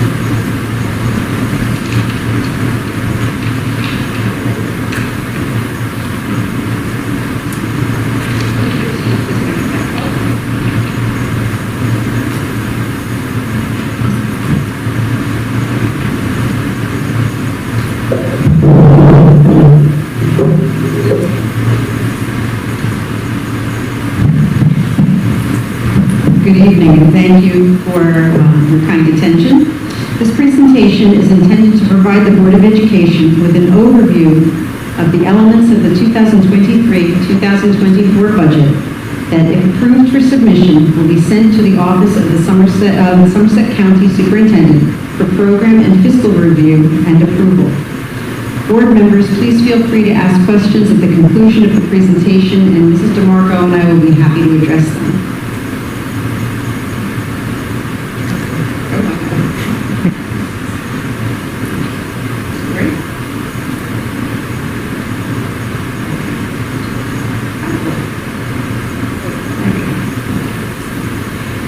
As you know, the Somerset Hills School District created a multi-year strategic plan that we just reviewed that serves as a guidepost for the accomplishment of our goals and objectives. The budget for the 2023-24 school year continues to support these goals and objectives in order to ensure that our students receive outstanding educational experiences and services that will benefit their growth and potential for success. Our district's mission statement reads, "The mission of the Somerset Hills School District is to provide an authentic and balanced learning experience for each student by harnessing the power of innovation and an engaging community to create thoughtful and impactful global citizens." This evening, you will hear about our priorities for the allocation of fiscal resources that demonstrates our commitment to the education and well-being of all of our students. The items on the following two slides are among those that will actually more than the following two, but for now, are those that will be submitted along with our fiscal allocations to inform the Executive County Superintendent of some of the specifics included in our 2023-2024 budget. The points that are here include, let's see if I can. To readopt the iReady classroom mathematics and Big Ideas math curriculum at the elementary and middle schools. To continue to support iReady diagnostic benchmarks in both reading and math K-8. To continue to support literacy through the Teachers College Reading and Writing Project from the University and phonics programs, as well as expanding VHS access and choice. Continue to integrate technology in classroom K-12 and continue to provide high-quality materials to support active instruction in science. Additionally, to update the phonics curriculum for grades K-2, broaden curricular offerings in grades 9 through 12 to increase participation in the performing arts, to continue to support document and argument space skills in social studies. Sorry, I cannot see. Expand programming for ELL students. Expand our pre-K program to include the second class at Bedwell. To continue to support teachers' professional development in all disciplines in support of the implementation of New Jersey student learning standards. The district continues to allocate resources in support of the safety and well-being of all students and staff. The 2023-2024 budget continues to support the analysis and redesign of our services under a multi-tiered system of support for MTSS. This year, we have been working with the Center for Effective School Practice at Rutgers University in order to strengthen our system of delivery of supports to students' needs. Resources are allocated in the 2023-24 budget to continue this work. Our technology infrastructure will also receive an upgrade in order to ensure the integration of instructional technology and upgrade to the district's Wi-Fi, security equipment, as well as the inventory and enhancement of software utilized in the district are in place. The budget also includes a continued partnership with the Burnsville Police Department with regard to assignment of special law enforcement officers. In the area of facilities, the following projects are included.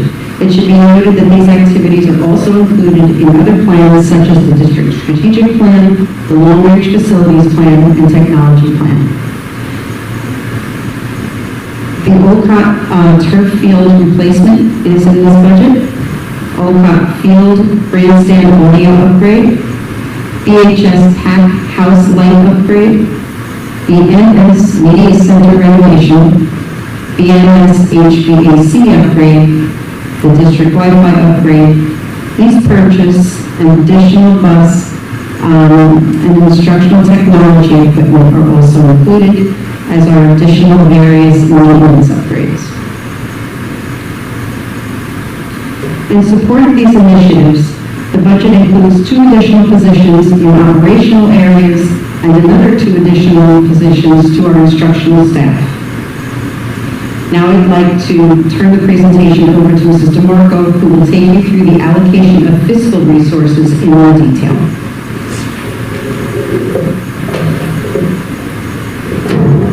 Good evening. Tonight I will be giving you the financial aspect of the tentative budget for 23-24 school year. This portion of the presentation will provide an overview of the expenses and the revenues of the district budget, important dates, and the estimated tax impact for our communities. Your approvals tonight's tentative budget, as Dr. Fenari mentioned, will allow us to submit the budget to the county office on March 20th. County will then review the budget and suggest any changes or make recommendations. After the county approval, we will publish the budget information on our local papers and on the district website. We will then hold a public hearing on April 26th for public input and your approval for the budget for 23-24. So now let's get to the numbers. Looking at the expenses, the current expenses for the school year 23-24 is $43,749,575. That is an increase of 2.5% from last year.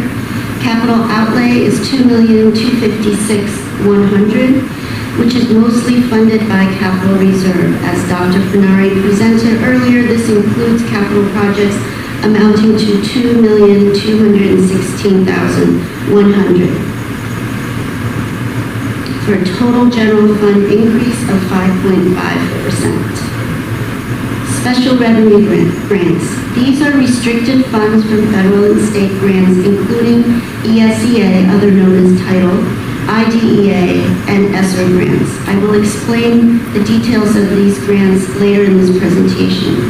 Just a reminder that the federal and state grants are not guaranteed to be funded at the same level from year to year, and the ESSER grants should end at the September of 2024. The guidance from the Department of Education is to budget about 85% of our current year allocation for ESEA and IDEA, and we are also budgeting carryover for ESSER funds that are unspent and that we plan to spend in the next school year. The revenues for Fund 20 is budgeted for federal and state grants, and it always matches the expenses for these grants, so it's kind of an in and out in accounting terms. The debt service fund represents the repayment of our outstanding bonds, and there is a slight decrease. As you recall from our auditor's report that we refunded the 2012 bond, fall of 21, which we will continue to see savings in our debt service until the maturity date of 2029.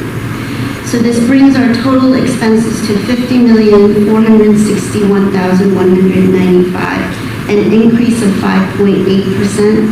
Although that percentage seems relatively high from recent years, that's mostly due to the capital reserve spending and this increase in the special revenue funds.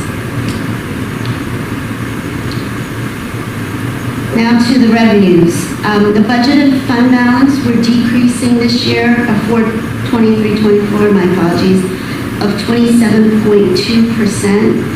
The fund balance is typically generated in the previous year, so this fund balance we generated in this past 21-22 budget to be used in the development of 23-24 budget. Last year, after audit, we deposited more funds into the capital reserve to fund some of the projects that we wanted to do and to decrease the dependency of fund balance for budget development. Capital reserve, as I mentioned before, this is again amount being withdrawn to fund the capital projects that we listed. And the local tax levy, the cap of 2%, represents $679.44 additional funds from last year. Tuition, we're budgeting an increase of 12.4%. We are expecting an increase in comparing the incoming 8th grade Bedminster students to outgoing seniors in Berners High School. We are also anticipating an increase in our MD program. As the board is aware, we use a third-party accounting firm to provide our tuition calculations, and the true-up is done yearly after the audit. And last year, we had Bedminster owe us quite a bit of money, so this year we're trying to be less conservative and budget a little more accurately. Other funds, this includes the miscellaneous revenues, interest revenues, semi-revenues, subscription busing, and facility rental.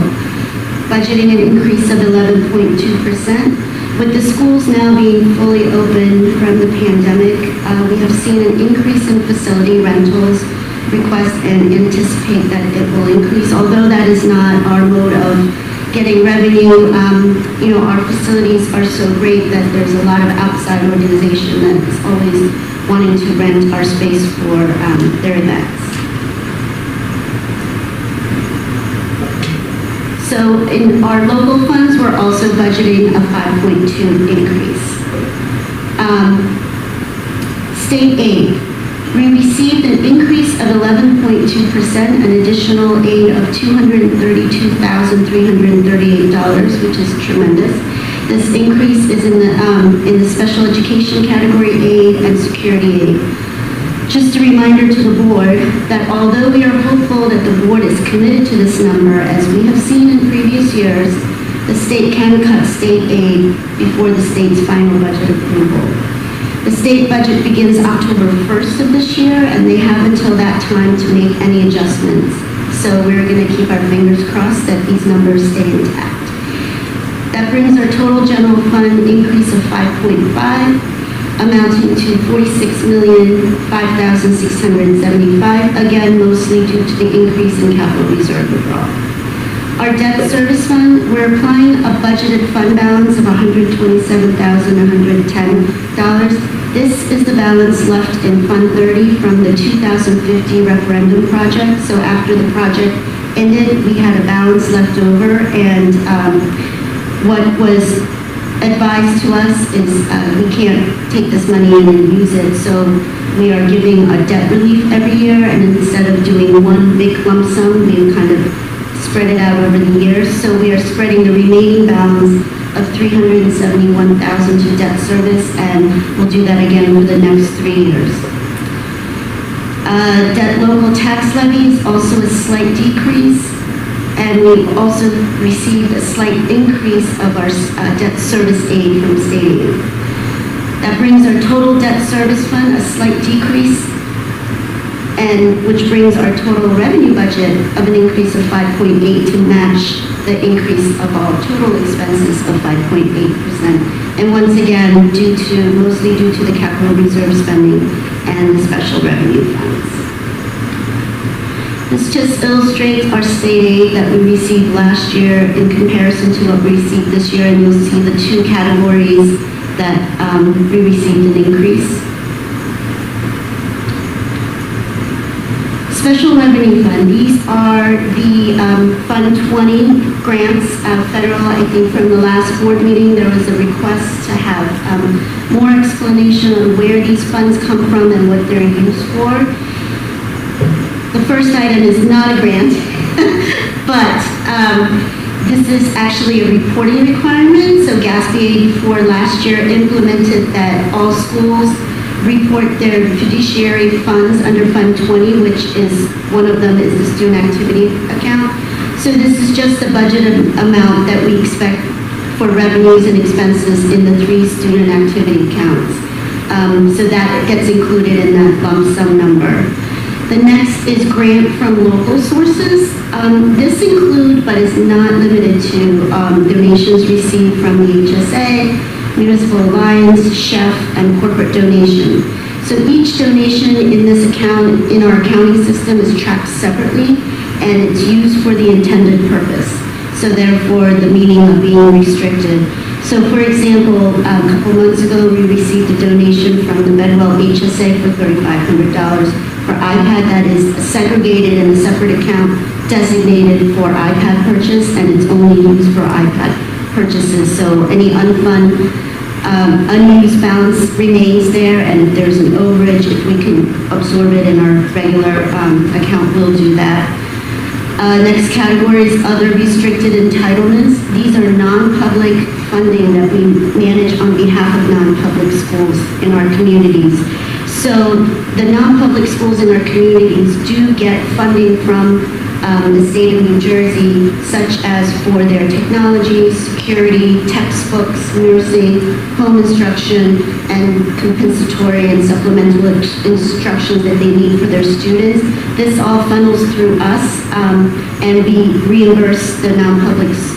They get the allotment of what they are entitled to, and then they make the purchase and get reimbursement through us, and then we get the reimbursement through the state. And the two participating schools in our community that participate with us is St. Elizabeth's and Far Hills Country Day. So that is representative of all the non-public funds. The next is ESEA, also known as Title Fund. ESEA stands for Elementary and Secondary Education Act, which is just to help ensure educational opportunity for all students. The titles that our district participate in is Title I, which is funds for improving basic program, is basically to assist at-risk students. Title II is for staff training, provides professional development for staff. Title III funds provide language instruction for English learners and immigrant students. And Title IV funds provide student support and academic enrichment. Next category is IDEA, Individual with Disability Act. These funds are for special education, and our district uses primarily for supporting our out-of-district tuitions.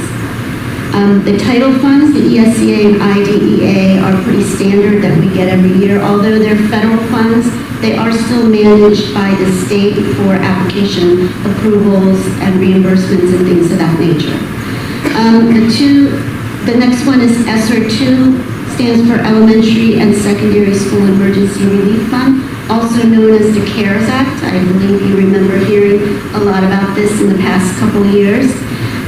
Three different categories that we can use these funds for. One, we used it to install district-wide needlepoint ionization to help with the indoor air quality during the pandemic.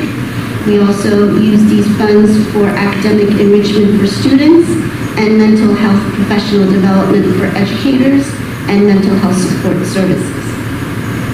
The grant period for this ESSER 2 fund ends this September of 23, and we are allocating about $70,000 carryover to use during the summer for summer programs. The last one is ARP, also known as ESSER 3. This is the American Rescue Plan. I'm sure you're also familiar with that terminology. The categories that we use these funds will be ARP ESSER, which will be for our HVAC upgrade that we're doing in the Media Center. That's going to be a tremendous help in cutting the Media Center renovation cost down. Accelerated learning, coaching, and educator support. Also for evidence-based summer learning and enrichment. Evidence-based comprehensive beyond school activities, which is for after-school activity and program and support and for tutoring. And last, again, we have allocations for mental health supports staff, which addresses students and educators' mental health and social and emotional needs through hiring of staff or contracting service providers. So this particular ESSER 3 grant runs September of 2024, so we have a little bit more of carryover, 400 to use in the next school year. That is our special revenue funds. So now, those are expenses and revenues. We're going to move on to our taxes. So when we look at the tax levy, we are doing a 2% cap tax levy on the general fund, but our debt service is declining because of our refunding. So our total tax levy to the community is only 1.8%, which is slightly under 2. And tax when we look at the tax levy by town, now keep in mind that the town's fiscal year is a calendar year, so this is my estimation of what the tax would be for the calendar year of 2023. Our budget is school year from July until June. How do I separate and designate taxes for which town? So there's a formula that the state of New Jersey provides us, which is the allocation of equalization value. That is a formula that they put the three towns based on the state average and make it into an even playing field. I use that percentage for the 5% of the allocation, and the 95% of the share is based on enrollment numbers from the current year's ASSA report.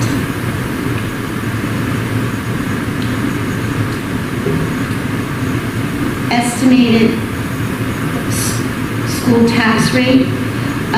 When we look at the rate, Burnsville and Bar Hills, there's a slight decrease. Oh, I apologize. Burnsville and Peapack Gladstone, there's a slight decrease from last year, and Far Hills, there's no change from last year. The rate is, I'm estimating it to be the same.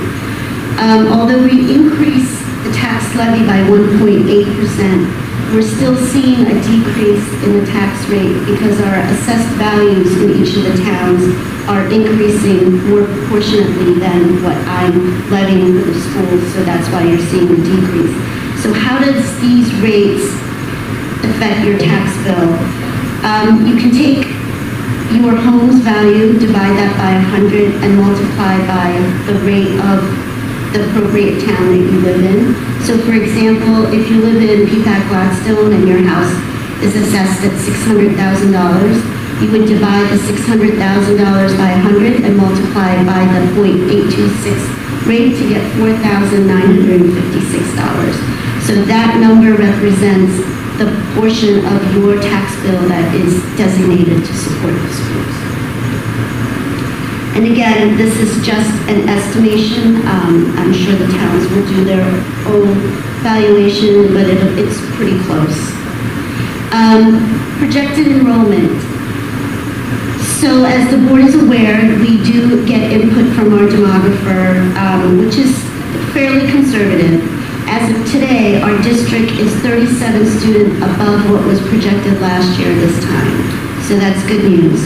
And when we're looking at next year's projection, and that is with the demographer's input and Lydia and I's analysis on what current enrollment, we will see an increase of Bedwell of 18, middle school decrease of 26, high school increase of 10, and we're predicting no change for out-of-district. Out-of-district numbers of student include Bedminster in this particular calculation. There's 5 included in that. It's very difficult to predict the out-of-district numbers as it could change at any time during the year based on student needs and potential transfers in and out.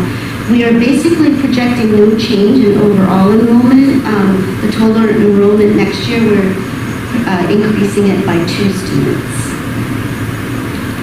So the overall big picture synopsis of the budget. The salaries and benefits equal $34 million and represent 78% of our general fund.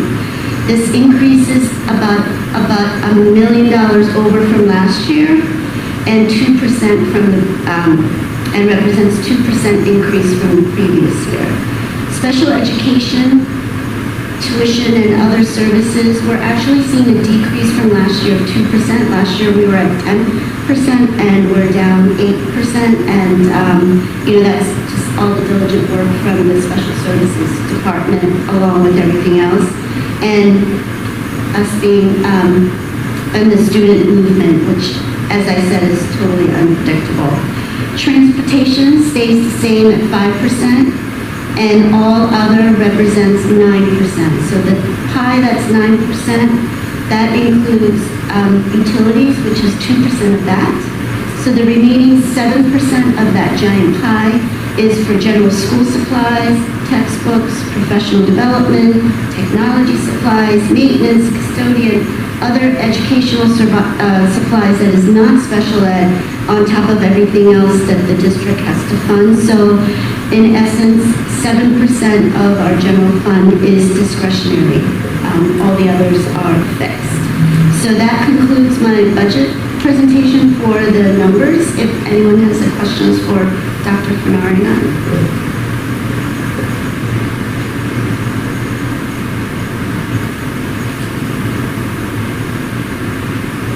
Okay, thank you.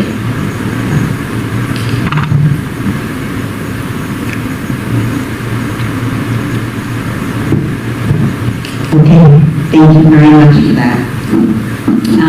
I would like to take a moment. I just want to refer back to a matter that took place at a board meeting at the end of last year, at our public meeting on November 16th. In the reading of minutes and a committee report, SHAE member Jeff Balzerano was mentioned in connection to an issue related to facilities. This was inadvertent and not at all intended to be a reflection of any kind on Mr. Balzerano. The board apologizes and regrets the incident. And that concludes that statement. So we are going to move on to public comments for actionable agenda items. We very much welcome input from the public. Public comments are welcome at this time on any actionable agenda item. Towards the end of the meeting, there is a second public forum on any topic. Please state your name and address. Comments are limited to 3 minutes, but an individual may speak a second time after all others who wish to speak on the topic have been heard. Please understand that our public forums are not structured as question and answer sessions, but are offered as opportunities to share your thoughts with the board. In instances where the board feels that there is a misunderstanding or inaccuracy, the board president or superintendent may address the comment in accordance with New Jersey statute. The board will not discuss matters regarding specific personnel. Public comments will be limited to 30 minutes. Mr. Marco will be setting her timer for 3 minutes, and unfortunately, at the end of that 3 minutes, if someone is still speaking, I'm going to have to interrupt and ask if there are any additional speakers before that person proceeds. And we thank you for your input. Sam, I have a question before we begin. If somebody wants to address a specific issue about the budget, is now the time, or would that be supplemental?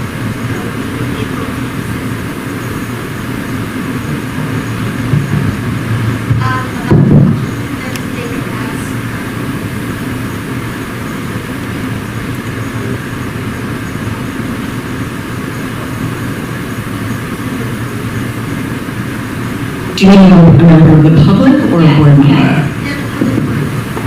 Now, like now or in supplemental? No, it would probably come right now. Yes, okay.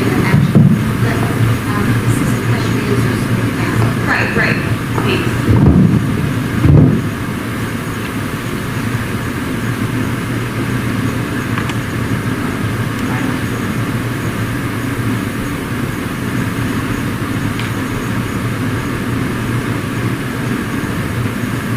Good evening, and thank you for the opportunity. My name is Chris Caponegro. Hang on 1 second, Mr. Caponegro. He's going to come up here.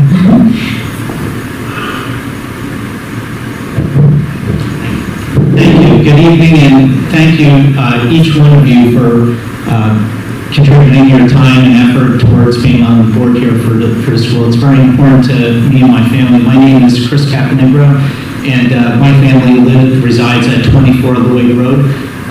My matter today is not questioning the budget or anything of that nature, but just asking if each one of you could give consideration and potentially put some thought into creating a middle school wrestling program which would allow Bernard's Middle School to compete appropriately against the other 11 schools that we currently compete with through the rec program. Just to kind of give some familiarity, right now, the youth wrestling program, which has about 20 students or 20 wrestlers participating, of which are not all boys, but also have successful girl wrestlers, currently are utilizing rec funds and support to compete against about, I believe, 11 other teams that are all middle school funded and supported teams. It creates a little bit of a disadvantage in the preparedness for our student athletes, because all of our athletes have to compete when facilities are available, or practice when facilities are available, which is typically in the evenings. These other students all get to be able to roll out of school, participate in their athletics, go home at a reasonable time, and get their work and studies done. They also have paid coaches and buses to transport them to the tournament, or to the competitions directly after school, where we actually have to, force the league to all wrestle at our time, which is typically in the evenings. It also would give us priority towards getting facilities. Right now, we were actually unable to procure any facility space other than a high school cafeteria for 6 home matches, which I can tell you is actually pretty embarrassing for a wealthy community like Bernardsville, especially when we sent 7 of our 20 youth wrestlers to the States in Trenton this past weekend, 4 of which placed. And that is no small measure for the effort that was put in by each one of those people and all the coaches that have supported here, which have also been on a volunteer basis. Our head coach, Pat Riley, actually is retiring this year after 43 years of volunteer service to the program. And I fear if we don't start getting this type of level adjustment to being able to get funded and support, that we will probably not have the success or the availability of such a program going forward for these student athletes. So I'm happy to talk to anyone afterwards or at other times. Thank you. Thank you, Mr. Caponegro, for sharing. Are there any other public comments on actionable agenda items? Okay, can I get a motion to close public comment? Ms. Rai, second? Ms. Tober? Okay. Okay. We will move on to the approval of the minutes. I will be asking for a motion to approve the minutes from our February 22nd public meeting, our March 4th and March 11th special executive meetings. Can I get a motion to approve? Mr. Brownwright, and a second? Ms. Cooper, thank you. Any discussion?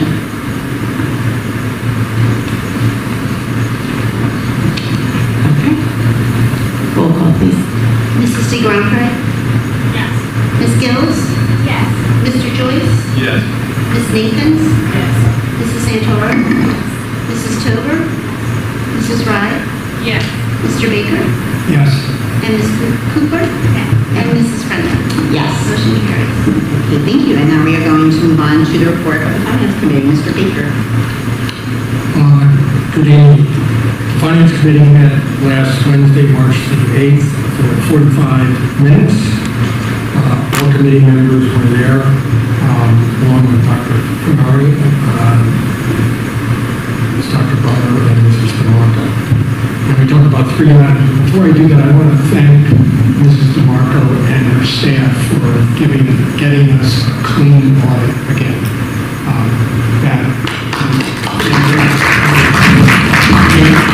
Most people, nobody likes to be audited for most things, especially when it deals with the money. I know people don't like it for your income tax or anything else, but that takes a lot of work. As you've seen from this book here, I encourage people to look through it. If you want to go to sleep at night, you can start here, and it's a good start. But I think the board should be proud that we have a good staff that got us through that.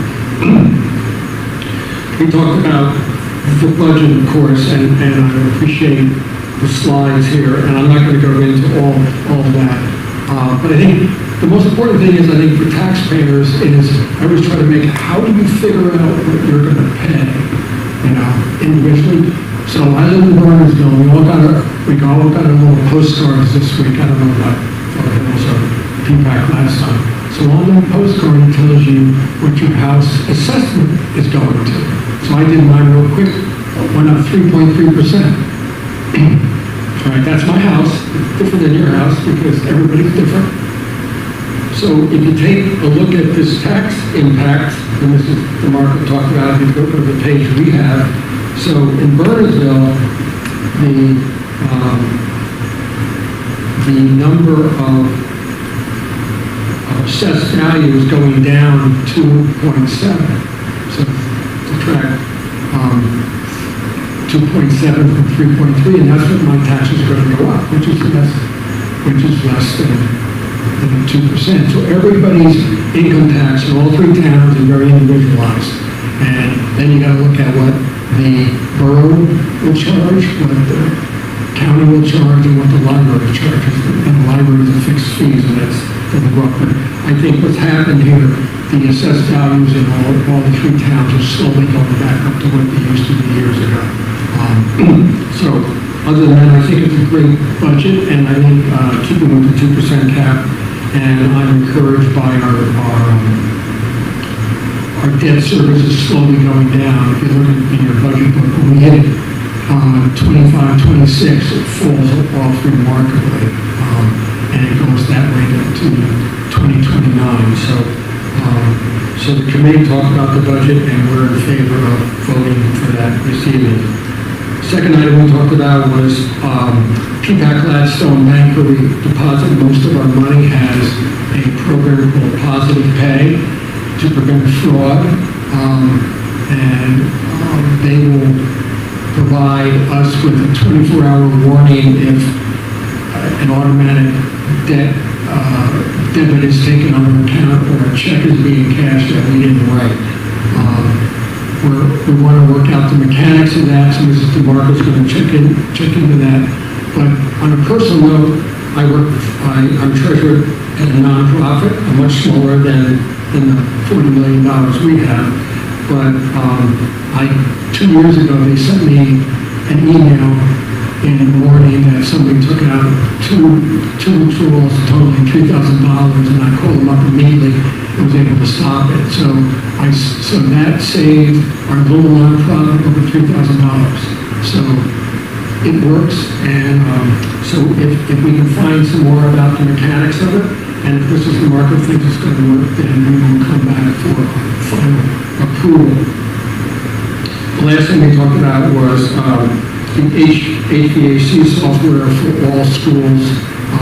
We took money out of the maintenance reserve, and we voted on that last week, and that will be starting, and that software also will help the new HVAC systems that we put in the middle school. That's all we talked about. So I'll send it back to Mrs. Felton. And now if I can get a motion to move action items number 1 through 14 on the agenda. Mr. Baker, second. Ms. Cooper? Any discussion? Can I ask a question about the budget presentation? I know it's a little late. Okay. I noticed that the Medwell enrollment was projected to increase next year. Are we getting more, So that's based on the kindergarten numbers Yeah, that I mentioned before? Yeah, because our demographer's report gave us a number that's higher than our current enrollment, and so between that and the added pre-K that we talked about. Oh, the pre-K, okay. Yeah. Okay, that makes sense. Thanks. I have a question about item 8 for professional development. I think I'm in the right place. That's curriculum. We're in finance. Thank you. Any other questions?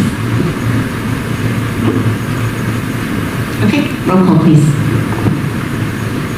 Ms. Gills? Yes. Mr. Joyce? Yes. Ms. Nathans? Yes. Mrs. Santoro? Yes. Mrs. Tover? Mrs. Rye? Yes. Mr. Baker? Yes. Ms. Cooper? Mrs. DeGrante? Yes. And Mrs. Frenda? Yes. Motion carried. Okay, we're going to move on to the report for facilities and operations. Mrs. Santoro. All right, thank you. So I actually have a couple things to cover this evening that haven't been touched on by findings or Mrs. DeMarco. So we had a request from downtown Bernardsville. And downtown Bernardsville is planning a self-guided and event-supported historical walking tour of Bernardsville. The program is designed to honor and preserve Bernardsville history and positively impact the economic vitality of Main Street. Their request to the school district was that the Alcott building could be included as one of the buildings on the tour. If the board agrees to this, there would be a placard placed in an agreed upon location in front of the Alcott building. And the committee was presented with a sample of the types of information that would be put on this placard and what it would look like. And the project would be no cost to the district and would be completed by October of this year. After considering any safety considerations, which we feel could be mitigated, we feel like the program supports the community outreach component of our strategic plan and is an excellent way to teach local history. So as a committee, we recommend that the board does give permission to the downtown Bernardsville project. That was the first thing we talked about. Secondly, Mrs. DeMarco and some of our administrators attended security training where they underwent simulated emergency response training utilizing a Monopoly board. Mrs. DeMarco noted that the training was very impactful and that the Bernardsville Borough Police is considering purchasing the board in order to simulate specific district emergency situations as well as to provide in-district training. So that would be of great benefit to our district and certainly appreciate it. We additionally discussed the need to continue to develop and improve our district's reunification plan, which would take place if there was an unfortunate circumstance within our district. Mrs. DeMarco had a couple of recommendations to how we could do this. We could hire a 10-month employee, which would cost approximately $55,000 to $65,000 in salary. And this person would be responsible for district security, managing district security employees, and serve as the district security specialist, which is a required role. Alternatively, at this time, we could hire a part-time employee to work over the summer months to develop the reunification plan. And this would allow us to potentially use somebody that is currently working in the district, that is familiar with our emergency plans, and could work on the reunification part of that. So at this point, the committee is recommending hiring the part-time employee to complete this work over the summer, and then we could determine whether we needed an additional employee. We touched on the strategic plan, facility updates, which we've kind of already discussed in the meeting. So that is it. And I please get a motion to move action items number 1 through 3 on the agenda. With Ms. Israel and second Ms. Ryan. Any discussion? I just want to say I'm continuously proud to be on F&O and see a lot of things, whether it be athletic fields, media center, HVAC, just be invested in the students. And Dr. Bernard, thank you for professionalizing the document too. I think it's an error. Thank you, Mr. Joyce. Anyone else? Okay, roll call, please. Mr. Joyce? Ms. Nathans? Yes. Mrs. Santoro? Yes. Mrs. Tober? Mrs. Rye? Yes. Mr. Baker? Yes. Ms. Cooper? Yes. Mrs. D. Grumfrey? Yes. Ms. Gills? Yes. And Mrs. Frenda? Yes. Okay, and now we will move on to the report of the Curriculum Committee. Ms. Cooper, please. Curriculum Committee met Tuesday, March 7th for 1 hour and 15 minutes. All committee members were in attendance and we were joined by Dr. Bernari, Dr. Butler, and Dr. Walker. First, Dr. Butler led the committee in a discussion about the pros and cons of postponing submission of the Comprehensive Equity Plan until next year. Basically, the New Jersey Department of Education will be providing updated guidance regarding the requirements for districts' comprehensive equity plans next year, which will likely be much more extensive than the current guidance. To avoid the need to revise and resubmit the plan next year, the administration recommended that we begin work on the plan this year but postpone submission until next year. The committee supported this recommendation. Dr. Walker then shared information about the district's progress in enhancing its efforts supporting the multi-tiered system of supports model of instruction. This model provides a framework for addressing all students' needs through regular use of data to guide high-quality implementation of instruction at 3 levels of intensity based on the needs of the students in the district. The levels of intensity include universal instruction provided to all students, targeted small group instruction, and intensive individualized instruction. The multi-tiered system of support model has evolved in response to decades of educational research and innovations focused on data-based decision-making, early prevention, and intervention. The district's current work supporting the MTSS model is guided by a consultant from the Center for Effective School Practices at Rutgers Graduate School of Education, and is designed to help the district enhance its instructional structures to support all students using data-informed decision-making. Enhancements currently under consideration included modifications to the master schedules to accommodate more intensive support, including gifted and talented programming. Dr. Walker also shared information about the Lifeline Suicide Prevention Program, which we discussed in committee last August. The district has recently made the switch from the Signs of Suicide program to the Lifelines program, a transition that is supported by grant funding. The Lifelines program is more comprehensive than Signs of Suicide and includes parent education and a postvention component that can help districts respond to a traumatic loss in the community. Principals, counselors, teachers, and Bedminster representatives received training during this month's Professional Development Day, and so far the program has been really well received. Additional training will take place in April and May. This topic prompted discussion of the frequency and processes involved in risk assessments, as well as the massive mental health crises facing adolescents generally and adolescent girls specifically nationwide, and efforts taken by the district to address these crises. One small program discussed was visits from therapy dogs, which Dr. Walker reported to be very popular among students and staff. Next, Dr. Bernari provided an update on the reporting format and status of goals related to curriculum and instruction in the strategic plan, which she presented earlier in her report. Dr. Butler then shared the highlights of the highly successful and well-received Professional Development Day that took place on March 6th. Our board attorney provided a refresher on select Board of Ed policies per the request of the staff, and most staff members also received training related to dyslexia.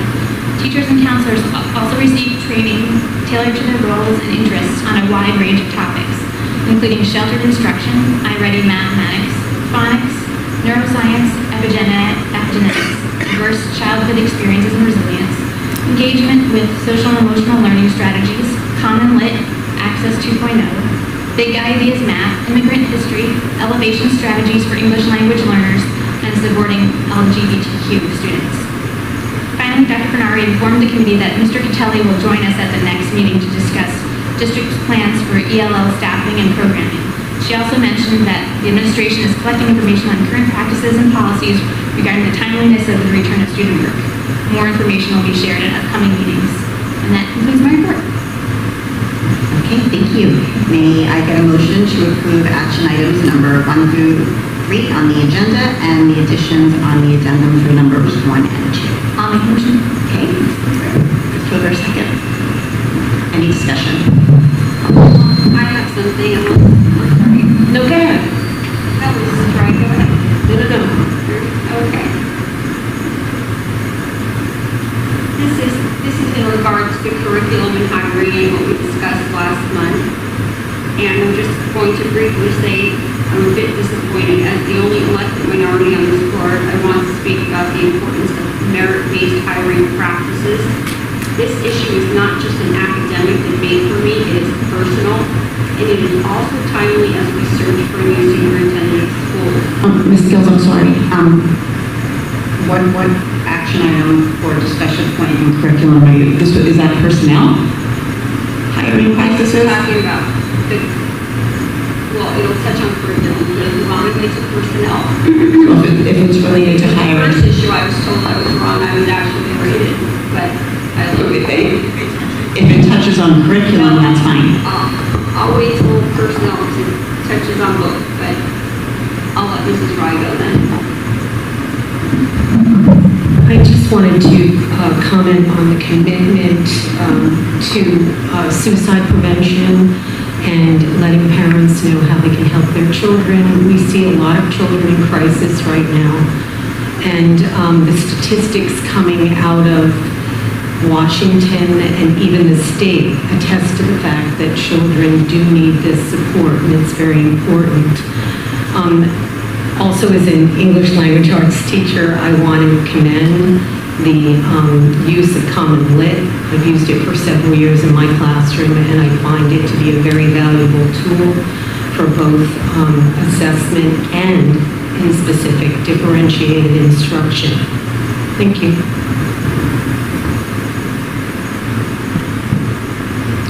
Is there anything else related to curriculum?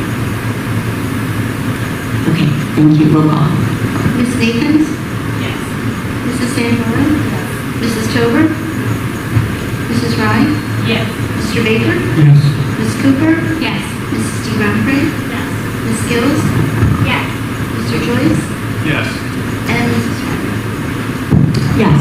Motion carries. Okay, we are going to move on to personnel. Mr. Marco, are there any additions to? Yes, I'd like to read in a motion number 14, amend administrative leave with pay, resolved that the Somerset Hills Board of Education, upon the recommendation of the superintendent, amend the following administrative leave with pay for employee number 3980, effective 12/20/22 to 12/23/22 and 1/12/23, returning March 3/20/2023. And then motion number 15, approval of transfer, resolved that the Somerset Hills Board of Education, upon the recommendation of the superintendent, to approve the following transfer, Jim McCarron to central office from Bedwell, effective March 20, 2023. So there'll be 15 items on the agenda. Okay, thank you. Mr. Brown-Craig, the report of the Personnel Committee, please. So the Policy and Personnel Committee met on Thursday, March 9th for a total combined meeting with an hour and 20 minutes. In regards to personnel, all members were in attendance as well as Dr. Canari and Dr. Butler. In regards to personnel, we got an update on new hires as well as ongoing overloads for ESL and special ed in the high school. And we received a number of resignations a resignation and retirements. On top of that, we did discuss the upcoming changes as well with the school safety specialist role and how that could possibly have an effect on personnel. And we also discussed the professional development day, which I will recap again. So I believe that is all in relation to personnel. Can I get a motion to approve items number 1 through 10 on the agenda? On the addendum. So what, okay, so numbers 1 through 15. I'll make a motion. Okay, and a second. Ms. Needs. Any discussion, Ms. Gilson? Yes. Well, first, I'm blown away by how many ESL teachers we have hired. I think that's moving in a perfect direction, considering our growing demographic. I'll get back to my original comments about hiring on merit-based practices. When I mentioned it, those comments were met with eye rolls and laughter during our last meeting. After each meeting, I review the meeting to gain a better understanding of the information and views shared, and I come across extremely dismissive behavior from some of my board colleagues. It's quite embarrassing for some of you. We have to remember that diversity is not just about race or ethnicity. It includes many perspectives and experiences, including those that may take time to be apparent. By promoting diversity of thought and philosophy, we can create a more dynamic learning environment for our students. Many, maybe even sadly most of my colleagues seem unwilling to respectfully acknowledge, let alone accept diversity of thought. For them, diversity is a priority so long as the ethnic or racial minority thinks like them. How do I know this to be true? You treat the only minority board member on this body with derision and disgust since I don't align philosophically with your views. Is further evidence needed? During the last meeting, we learned that one of the majority members that voted in favor of the new state-mandated health education program threatened another with an ethics violation if they did not vote with the majority. If this intolerant board member had followed through on the threat, the district would have wasted legal fees defending both the accuser and the accused. Rather than regret this undemocratic intimidation tactic, the board member proudly took ownership, disputing only the form of the threat, verbal or written, as if it matters. Some of my colleagues believe faculty hiring should be based on the ethnic and racial makeup of the student population, and they have said so clearly and unequivocally on the record in this room. Unfortunately, this places us squarely on a slippery slope to quote us. What other metric besides predetermined hiring allocations based on our student demographic would we employ to gauge the success or failure of the Diversity First hiring program they propose we adopt? With a largely majority white student body and a minority Hispanic population, primarily from Paraguay, do we hire white and Paraguayan instructors? Or will any Hispanic fit the bill, ignoring the vast cultural, ethnic, and language distinctions between Central and South American countries? We can never sacrifice the quality of education for the sake of diversity. We're going to end here because I can go on and on, but that we can hire ESL teachers speaks volumes that we're recognizing there's a disparity among the population in our student body. I don't think the ESL teachers should mimic the students they are instructing, but should be hired solely on their merit and not on their background, their ethnicity, their race, their gender. I've said it before and I'm saying it again, and hopefully this time nobody laughed or shrugged their shoulders because they thought what I was saying was funny. Thank you.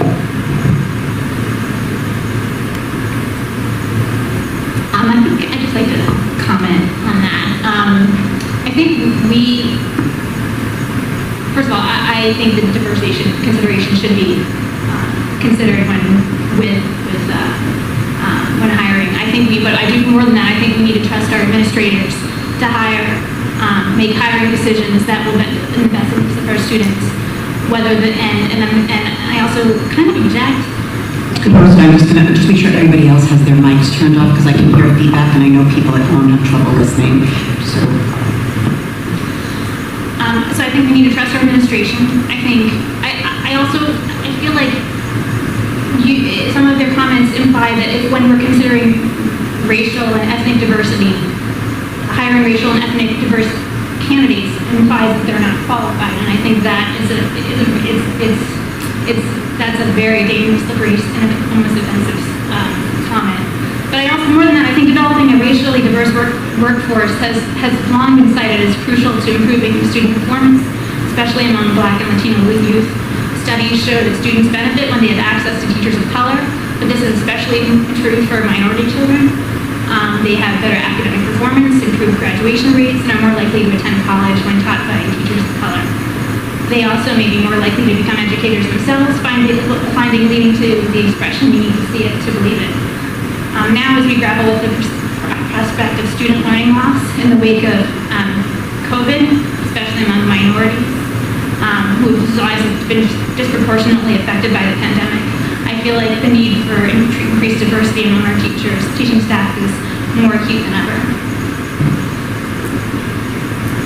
is there anyone else that would like to? Yes, I would like to respond. I would never imply that just because somebody has an ethnic background that they're not qualified. I just do not want that to be considered when hiring a qualified teacher. And you're not speaking from experience. I'm speaking from experience. I was one of 3 Hispanics in a sea of Polish students and teachers. And never once did I feel like, oh, I wish one of them was Cuban. Not one time.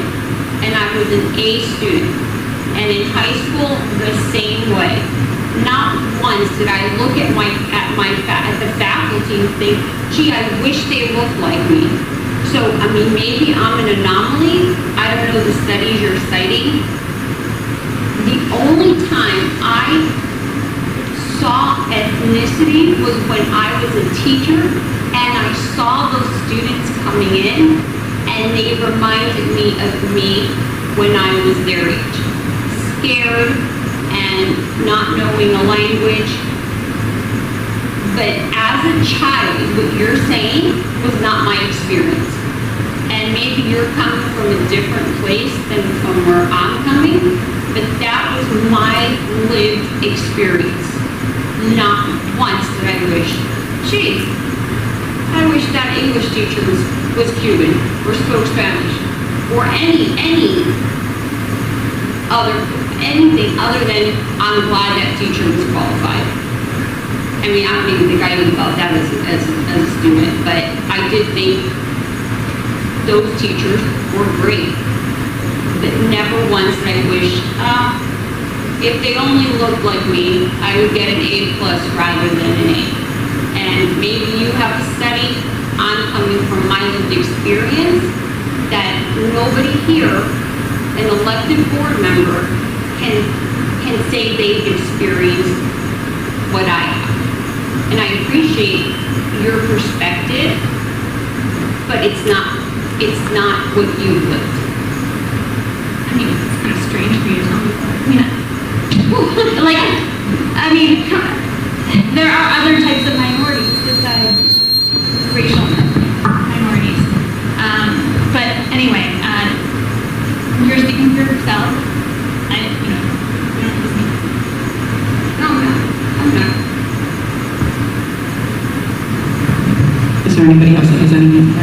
I'll just add a piece that I had saved for the other part, but I think it kind of fits in here as well. So when we met as a committee, we also talked, which came up during the meeting last month, about CJ Pride as well, because there was a question that came up in terms of the return on investment in lobbying and how we work with that organization. So as a board, we wanted to make sure that it was clear and it was reported to us in the meeting. CJ Pride is the Central Jersey Program for Recruitment of Diverse Educators. And their involvement in lobbying and our return on investment was discussed. It was reiterated that CJ Pride is a collaborative of all school districts and it's not a parent organization. The programs and the meetings and the job fairs are all run in collaboration with the various districts that are there. And their legislative committee, we had reached out to at the time to their chair to find additional knowledge about what they were currently working on and how they function. In a private people search, we looked at their LinkedIn's, their Facebooks, and Google's, and the only thing that was discoverable about lobbying was that they were currently in Trenton with teachers in support of removing the New Jersey teacher portfolio as a part of their licensure, and that had been removed by New Jersey during COVID, and they were looking to maintain that removal because many teachers find it very cumbersome and expensive to come into the world of teaching in New Jersey with having this there. This does not mean by any means that the teachers are not qualified. The teachers still pass their praxis, I believe is the right way to say it, exams and all of their certification tests that would be required for their different teaching certificates before they would, and then on top of that, they would work on their portfolios previous to COVID. So about 10% of New Jersey districts currently are participating in this consortium, and that allows us a wider pool of candidates to attract over our standard job postings. We, as a district, take on the screening, the interviewing, and the hiring of all of these candidates. So it is not doing anything other than opening us up to a more diverse pool of potential candidates that would not maybe see our posts otherwise. We are currently participating in an upcoming job fair of theirs, and we also did last fall. And Ms. Meehan will report back to us on that job fair and how many candidates we got to speak with, how many we might be able to schedule to interview, and if we were able to hire any of those in the coming months.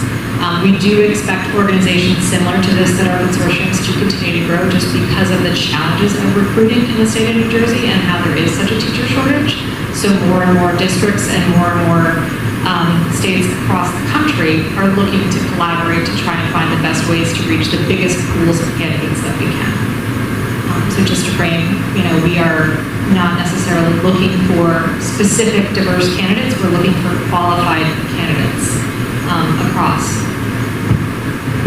You just said a diverse pool of candidates. So it does play a role in the hiring process. When you say diverse, I cringe. Because I would never have wanted, and I know there are different factors of diversity, I would have been mortified had I been hired and my ethnicity played a role. So when I say diverse in terms of this, I'm talking in terms of where we're advertising. So let's say we advertise on our district website, maybe teachers in Somerset County may find that. When we work with an organization like CJ Pride, we can reach farther across the state. So we can be diverse in the counties and in the states that we're looking at, not necessarily in the type of candidate we're looking at, but we're broadening that pool of being able to advertise that we have an open position. So we're diversifying, not from the traditional DEI term, That I get, diverse. but we're diversifying who we are trying to attract to potentially apply here. I know I grew up in northern New Jersey. I didn't know what happened in the south of the state growing up, and as a young professional, I didn't know about the hospitals that were down here working as a nurse as well as I did when I moved down to this part of the area. So in terms of diversification, we need to go regionally to be able to diversify as well. It can be used in multiple fashions, the term diversity. Diversify, I totally get.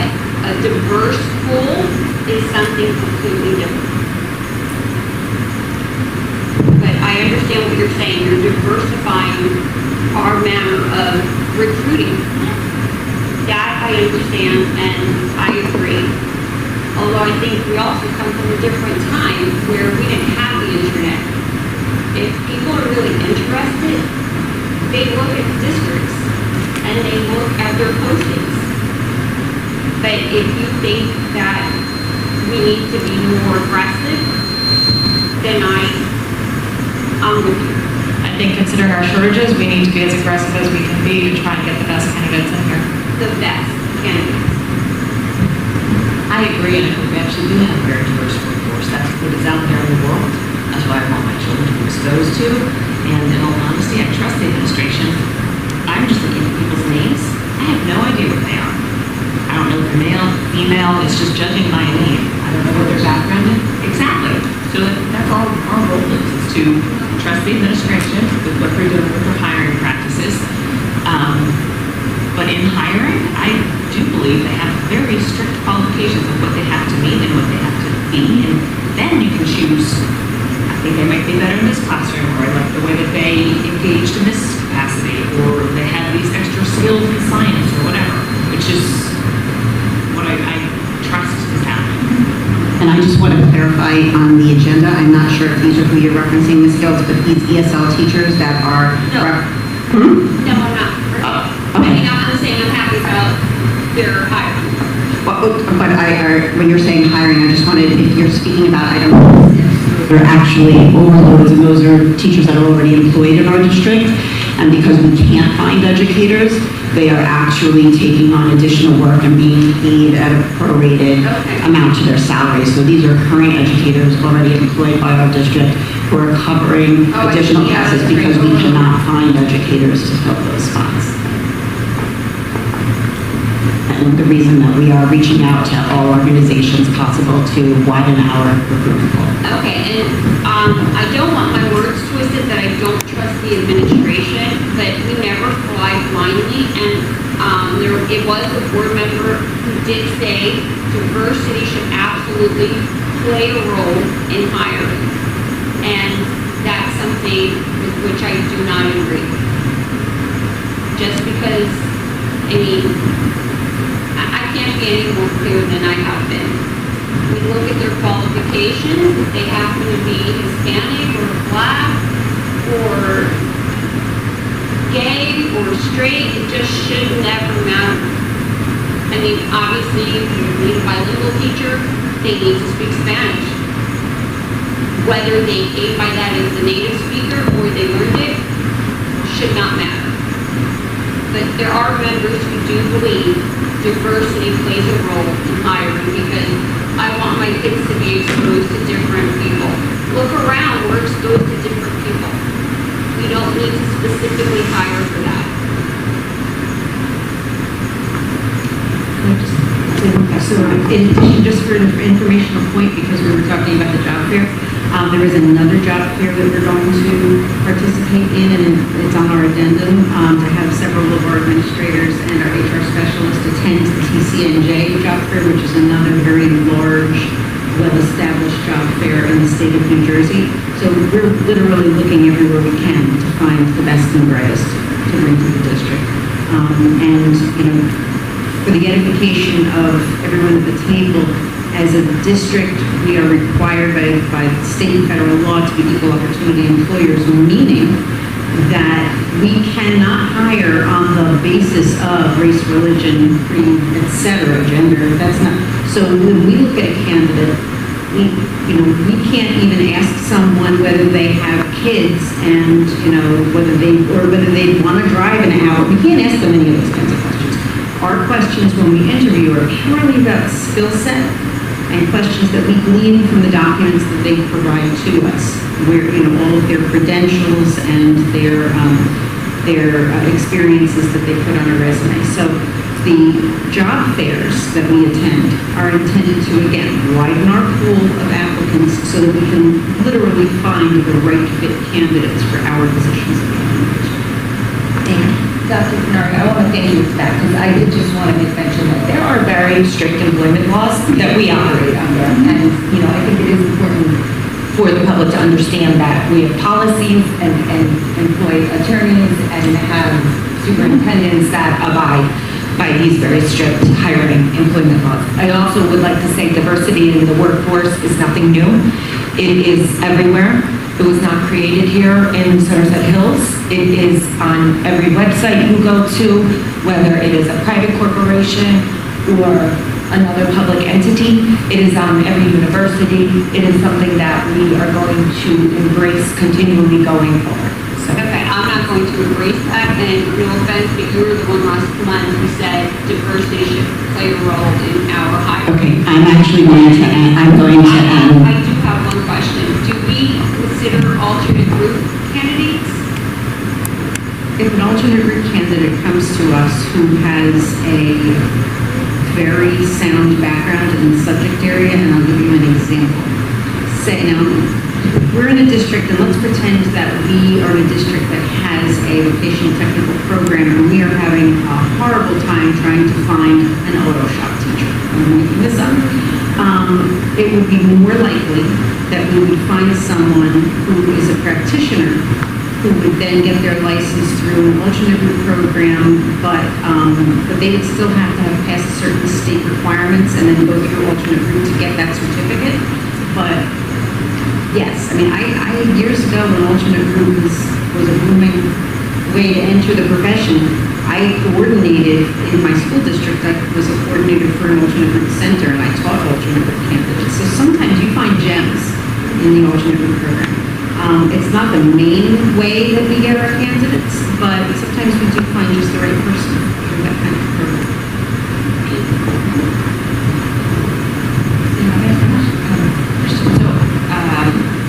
I know we talked to the committee about our attempt to learn more about CJ Pride in terms of the Trenton lobbying piece, and I think there were still questions out. If I could just request that we continue to find more information. I think CJ Pride should have some sort of information or be able to make some kind of statement.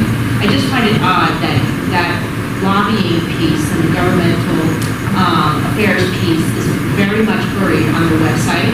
The only reason I found it was because I actually went into some of the meeting minutes, and it was very much buried there. So I think it would be great, and I would imagine that all that board members would want to understand what that role is, what the position is, being that we're a member of that organization. The other side to that, to your point, Mrs. Tober, the explanation that our representative from New Jersey School Boards gave us about what they're lobbying and legislative branches, that's very similar to what other organizations like the New Jersey Administrators Association and New Jersey Principals Association, CJ Pride, they all have a legislative committee, and they all really try to pay attention to what the Senate and House are doing as far as potential bills and things that get proposed and how they might affect education. CJ Pride happens to focus on ones with regard to hiring.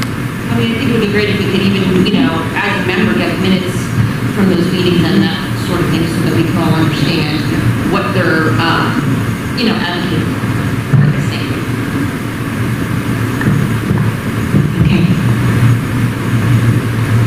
second? Can we get roll call, please? Mrs. Santoro? Yes. Mrs. Tober? Mrs. Wright? Yes. Mr. Baker? Yes. Mr. Cooper? Yes. Mrs. Brownway? Yes. Ms. Gillis? Yes. Mr. Joyce? Yes. Ms. Nathans? Yes. And Mrs. Brown? Yes. Motion carries. Okay, Mr. Brown, policy, please. So the other part of our meeting was policy. So initially, we talked about a policy that we actually talked about here last month, P0152 on board officers that we inadvertently left off of our Board of Education agenda meeting. So it is on the agenda today for first reading.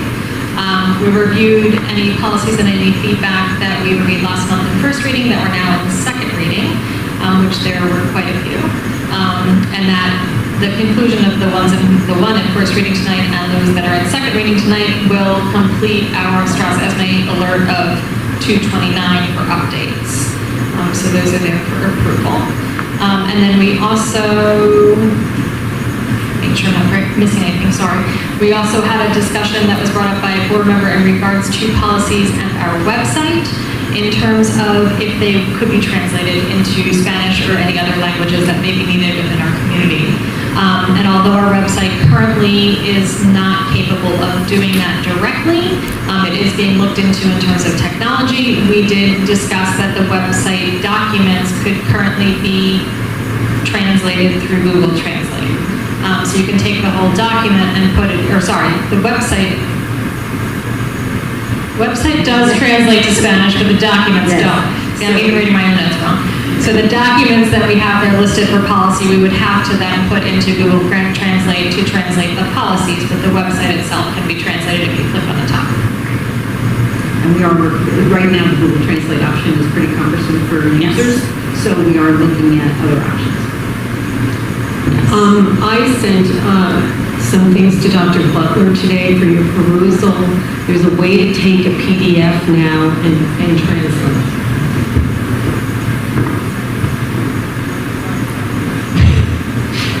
It's okay. Back to you for a motion. Can I get a motion to approve action items numbers 1 and 2 on the agenda, please? I'll make a motion. And a second? Mr. Baker? Okay, thank you. And discussion? I sent an email to Dr. Butler that I'm sure she'll share with everyone about how you can fairly easily take a PDF and translate. I think the example I sent you was Russian or something, but if it works for Russian, I'm sure it's going to work for Spanish as well. Any other discussion for policy? I have a question that I have for the attorney. I want to revisit my request to board council at our last meeting regarding the district's policies on bathroom usage by gender. I did receive your email, but I still have a question.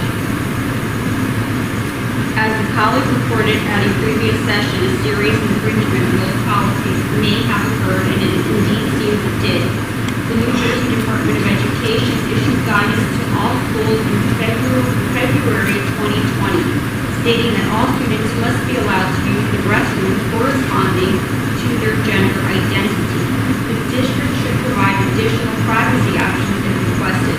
Per the state's guidance, the district shall, not should or may or can, but shall keep confidential records of students' gender identity choices to maintain privacy and safety while preventing any potential issues from arising. So an example, that young lady was in the bathroom and a person presenting as a male walked in. That could have been a cisgendered male entering with malintent. And we're supposed to be keeping records on students that identify as non-binary or transgender. That's a danger to the girls in the restrooms. We can pretend it won't happen, but a cisgender student can walk in and assault a girl. But I'm almost done. Our policies must align with state guidelines and the best practices in other respective districts. I have reviewed and shared the practices of other districts, namely Bath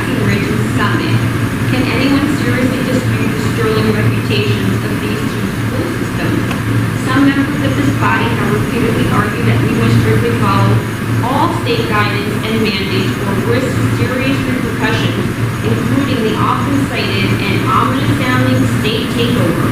However, I don't share this view. Having worked for 20 years as a professional educator in an avid district that lived under the real prospect of a state takeover, I know the process is so problematic and the likelihood so remote that board members of our district should not mention it, as it is nothing but fear-mongering. For me, gender identity is a matter of human dignity and equality, and it applies to all students, regardless of whether they are cisgender or transgender. All students should be able to express their gender in a way that feels authentic to them without fear, intimidation, or harassment. This board is responsible for policy making and oversight of policy implementation, including ensuring that our staff and students are treated respectfully and allowed to thrive. We must thoroughly investigate the recent infringement of these students' rights, as shared with the board by my colleagues, and do everything possible to prevent future incidents. Otherwise, we have not only failed the student, but the blame for future incidents rests solely with us. If we have elected to discard the state's guidance, we owe our constituents an explanation. Why on this issue have we decided to defy the state's edicts and risk the consequences many of you claim to believe are certain will result from any non-compliance? Thanks. Thank you. Can I respond? So, first of all, I'm very uncomfortable having a conversation about this in public because we're talking about a specific incident with a student. So I will be speaking the hypothetical in that case, okay? I don't understand your question. And the reason I don't understand your question is that you asked for a review of our policy, of the Somerset Hills Board policy on transgender. I reviewed it. It complies with law, with state law, with state regulation. You accurately stated just now, and I don't know what you are reading from because I don't have the regulations memorized, but you accurately stated that the school district has an obligation to maintain certain information confidential. Accurate. That's true. That, I'm not sure how you're connecting that obligation with the district's other obligation to permit transgender students to use the bathroom facility that corresponds with their gender identity. Yeah, that's why I'm asking the question. Okay. My concern is, are we following the guidelines set by the state that we're keeping records? That's a question that I haven't had answered. And the reason I want to know is Mary goes to the bathroom. John walks in after her. John gets caught. John says, I'm transgender. But on record, we know he's not. And he was just trying to take advantage of the situation. So a cisgendered male goes into the female bathroom and can pretend to say, oh, I'm transgender or I'm non-binary. And we're putting female students at risk if we really aren't keeping records, because then it becomes a free-for-all. And there is evil. There's evil among the cisgender community and transgender community. But you're opening us up to, well, forget lawsuits, you're opening up female students to possible assaults. That's what I want to know. May I respond? Yeah, sure. Okay. So, first of all, there's absolutely nothing to prevent whether there's a policy or no policy. There's absolutely nothing that would prevent somebody to walk into the girls' bathroom who's not supposed to be there. Even if there were no policy. That's just life. That's part of and I would assume that we have, there's some type of security, there's teachers, there's all kinds of other security and safety guards that exist in the school. And I don't think that anybody could say to you, we're gonna be able to 100% guarantee that a boy is not gonna go into the girls' room, or that a girl is not gonna go into the boys' room. That's separate and apart from policy, okay? And you could disagree with me or not on that, but that's just kind of life experience.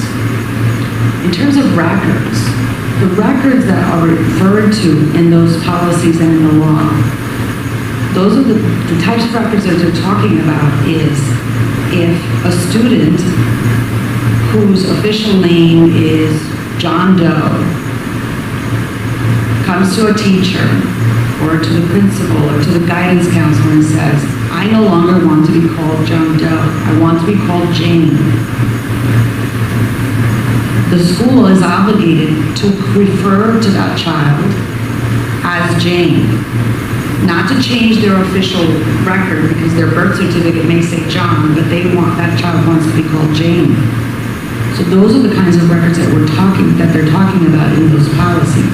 It's not a record to be posted, like to be maintained, like, okay, these kids can go into this bathroom and these kids don't. You see what I'm saying? It's really just inside their cumulative folder. I'm assuming you keep it in the cum folder, Dr. Bernari or Dr. Butler? I don't know where you keep that, but it would be in the student's cumulative folder that John Doe wants to be called Jane and identifies as female. We are following that guideline from the state. Yes, the schools follow that. Okay, that was my question. Are we following that? Okay. And it does tie into John walks in behind where the student to the altar and he claims I'm transgender. So it could possibly be also, by the way, that going on with John Doe may not have said anything to his teacher. We don't know that. That's possible also. I understand, but you're making the assumption, and I really do understand the fear. I get that. I really do. And I get that that's also not a legal question. But that's something that could occur at any time, in any place, anywhere, right? And I do get that. We have protections. Isn't that why the guideline is to keep records on students who identify as... I'm not quite sure how you're making the connection. I'm really trying to follow. Are you asking whether if John Doe has told their teacher that they identify as female, and then John Doe walks into the girls' room and a girl complains, is it then possible to check whether that was inaccurate, whether that was permissible? There's got to be some check. It can't be a free-for-all where boys can enter girls' restrooms unless they identify as that gender. Because then you're opening it up for a cisgendered male to go in and possibly be a threat to a female who's already in or maybe entered. I hear what you're saying. I really do, and I don't want to belabor the point here because I think I'm going beyond legal advice. But there's no way to post the list on the bulletin board. No, it's confidential. I know that. There's no way to guarantee that might not happen regardless. I would defer to the administration because I'm not in charge of school safety. But keeping the records and what could possibly might happen are two separate situations. Okay, but I'm just saying because it's a guideline from the state of New Jersey. And we're supposed to follow guidelines, mandates, or the state comes in and takes over. And as to the takeover, I totally agree with you that a state takeover is something that's extremely rare. I doubt that they'll be doing that again. And generally speaking, state takeover happens when a district is in such financial disarray that they can't manage their budget. And given the sterling audit report that we just got here, I highly doubt that that would ever happen. It was thrown around a lot at the last meeting. Well, Dr. Butler has something to say, but what we were referring to was not a state takeover, but a state monitor coming in if we were out of compliance for a matter related to QSAT. That is not the same. So let's focus back on that. Sorry, if I could just jump in. First, I just want to say, I know everyone here has such good intent for our children, but if any of our trans students out there are listening about concerns about what restroom they're using, I just want them to know that we support them, because I think it's important for them to hear. I would not want them to misunderstand anyone's intent here tonight. We support you, and we support your right to use the restroom that you need to use. I do want to talk specifically about a hypothetical situation. Hypothetically, if a young female student went into the principal's office and said, there was just a boy in the restroom when I was in there, the principal would look into that situation immediately, especially if they don't know the whole scenario. So that would be looked into right away. Can you just make sure our waiting funds are out for months? And the principal would be able to make a determination, is this a student who is identifying, has the gender identity with that restroom? Or is this, you mentioned, someone just, being malintent or being foolish, whatever, different situation, and the administration would look in to determine what the situation is. Because we do want to make sure all of our kids are safe and... That was all that I was asking, if we were following those state guidelines. And I don't want anyone thinking that I was, because I spoke clearly, I respect everyone's identity and how they embrace their authentic selves. So I don't want any trans students thinking I'm coming after them, because I specifically mentioned I don't want a cisgender male thinking he has open license to enter a girl's bathroom with malintent. I did not mention a trans student coming in with malintent. I mentioned cisgender. And I just say that because I just want that out there. So well, I think I was clear that I'm not going after transgender students. We have to respect and embrace everyone. Thank you for clarifying that. Anyone else? Okay, roll call, please. Mrs. Tover? Mrs. Rye? Yes. Mr. Baker? Yes. Ms. Cooper? Mrs. T. Rockman? Yes. Ms. Gills? Yes. Mr. Joyce? Yes. Ms. Nathans? Yes. Mrs. Santoro? And Mrs. Freeman? Yes. Motion carried. Okay, thank you. We are going to move into our second public comment session. Public comments are welcome at this time on any topic. Public comments will be limited to 3 minutes. Please remember to state your name and address. And again, as a reminder, Mr. Marco will start her timer when the speaker begins. And at 3 minutes, we will interrupt if that speaker has not finished to remind them that we need to take a pause for anyone else that may wish to speak before they return to the podium to continue their thoughts. So, thank you. Hello.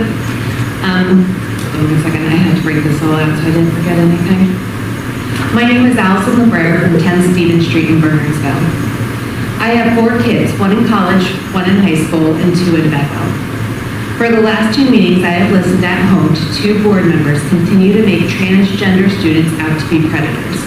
And I am here to speak tonight as their voice can't be the only one that is heard in the room. I had hoped that this rhetoric would have stopped after the election, but it has not. And I cannot tell you how disappointing it is to have leaders of our community try to stir up fear. Our transgender community deserves their rights to be respected as stated by law.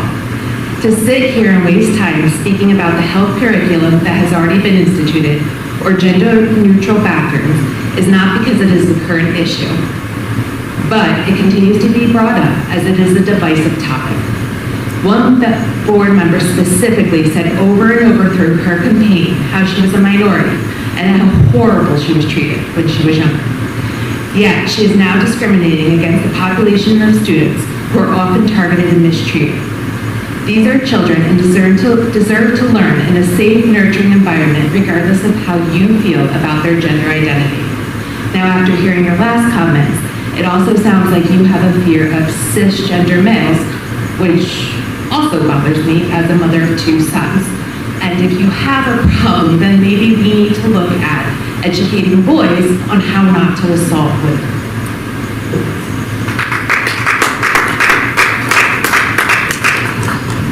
Is there anyone else who would like to make a public comment? Thank you, Ms. LeBrun.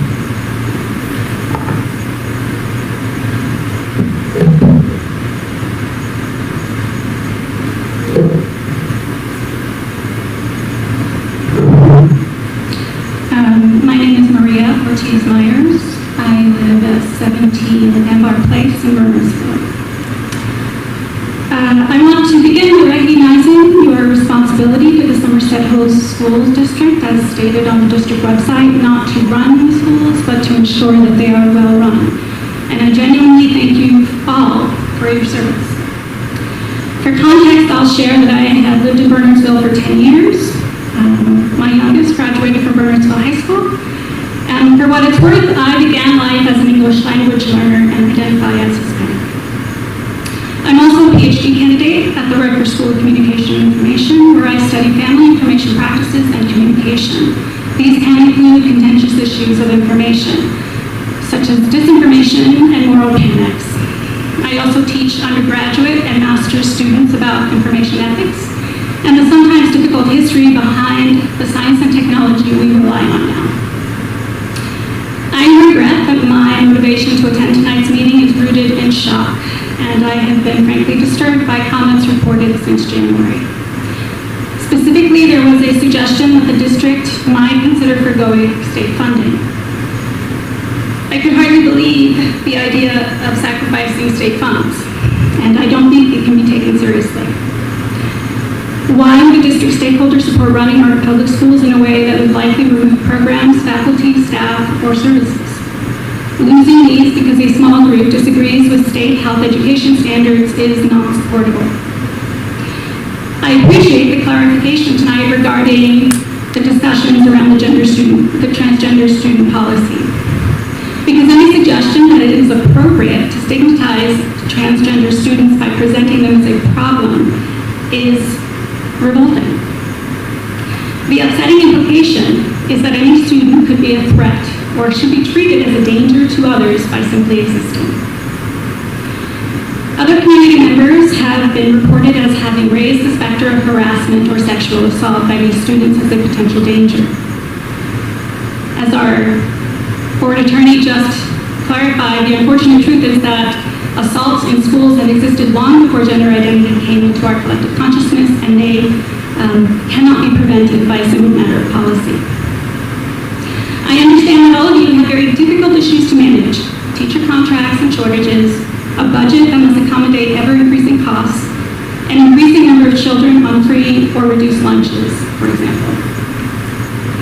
Relative to what I raised tonight, I want to encourage you to reflect on and continue to strive toward that second item in the Code of Ethics of the New Jersey Board school educators have to abide by.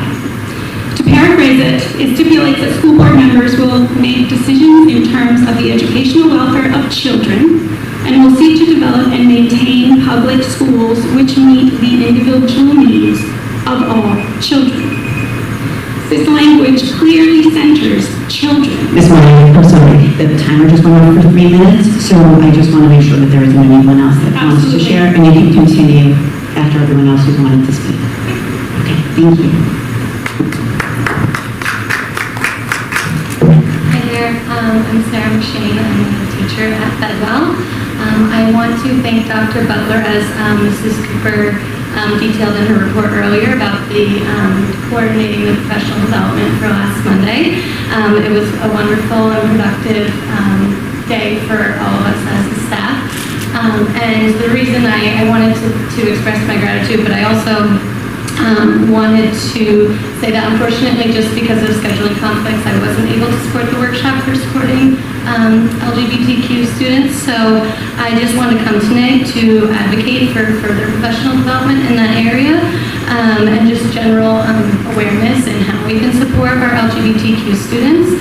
And I feel compelled to speak on this matter as a concerned teacher due to the surge of anti-LGBTQ legislation and the implications of that and the proven high rate of suicide and violence towards transgender people. as well as the recent discourse at our board meetings. And I just want to make sure as a community and as a staff that we are doing everything we can to support our vulnerable students and to make sure they come to school feeling safe, so they have, in turn, have access to learning. I know we all share the same values in doing what's best for our students, and my hope is that we can ensure that all our students feel safe and respected. And so thank you for that consideration. And just on a separate side note, I just want to say my students unfortunately missed out on our class today, and they really, really missed their teacher. So I just wanted to say that as well. So thank you. Thank you, Ms. McShane.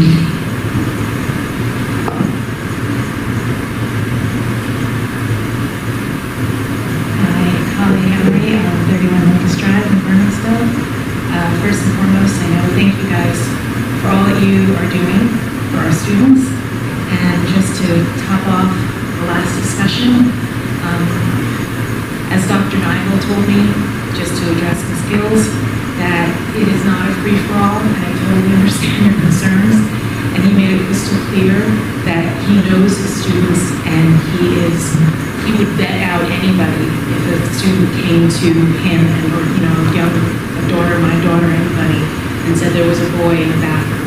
And he would absolutely get that person in there, talk to them, find out what's going on, and he just knows his students, and that should reassured me, and just to make it clear that I understand that it's not a free-for-all, and he's not going to allow this to turn into something that could endanger any of our, you know, students, especially the young ladies pertaining to the girls' bathroom. So, off of that, I appreciate the fact that all of you are there getting ready to hire our new superintendent. Thank you for the superintendent that's currently here in place. And as far as having a diverse staff and making sure that our board is going to hire somebody that is going to be the best for our community, the best for our children, and that they are not going to check off some box just because they're Black or Hispanic or anything else, but they're going to hire, you guys are going to hire the most qualified person that will be able to help run our school the best way that they can and make our community continue to be what it is as far as what they need. So thank you guys for that, for doing that. And I have been going to a lot more board meetings recently, and I have to thank our former board president, Heather, because she had told me about that, going to them and learning, and being able to kind of get a perspective of other things that are going on in different zip codes, so to speak. One thing I have to say, and there's a lot that I've been learning, but this whole time I've been hearing and listening to the board, and I hear it's coming from the state. Everything's coming, you know, if it's coming from the state, technically we're supposed to follow it. There's usually no questions asked, no pauses. Didn't matter if there are any parental or family concerns or how many other options, you know, that other schools might be taking into consideration to do things differently or creatively without technically going off the rails. They do things so that otherwise, you know, they maintain that academics are the top, remain the top no matter what. And I've also heard that, you know, if you don't like it, you can go to Trenton. And I understand that too, because that's also something else that, you know, is in the process for certain things. But I guess I'm curious to know that... Ms. McKinley, that's 3 minutes. Okay. So I'm just going to ask you to pause so that anyone else who might like to make a public comment has that opportunity.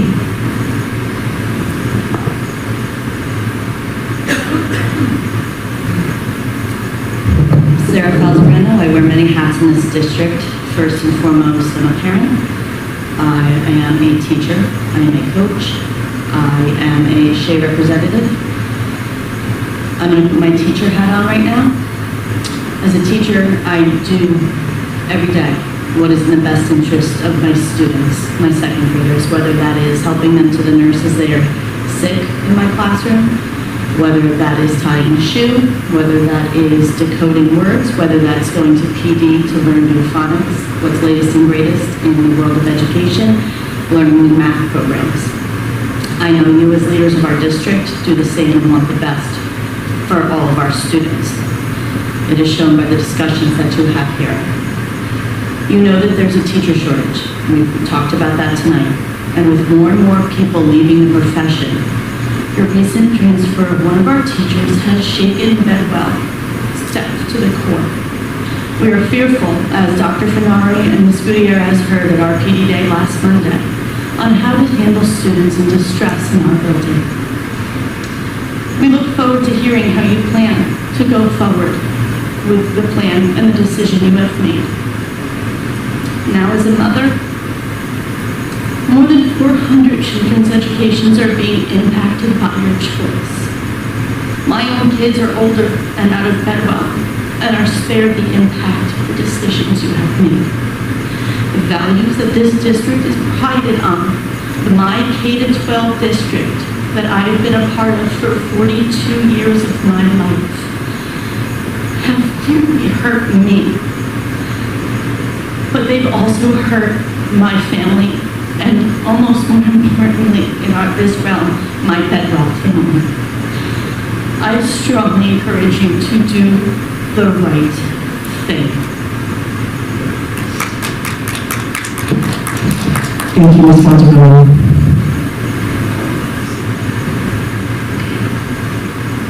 Okay, if there is no one else that would like to make a public comment and anyone would like to complete any comment that was interrupted, now would be the time to do so.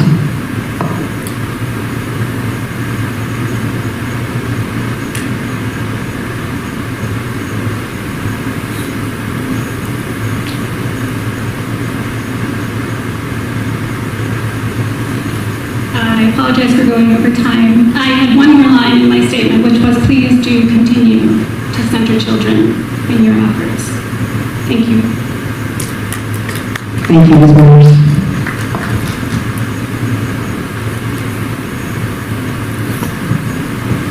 Okay. Is there any additional public comment?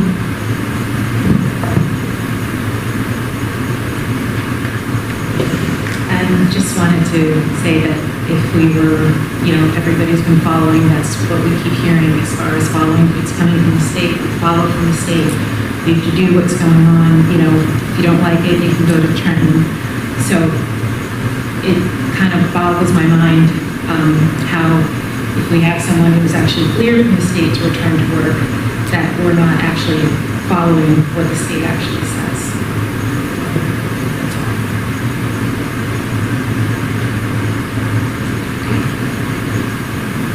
Seeing as there are no other public comments, I'd like to get a motion to close the motion. Okay, and second. Ms. Cooper?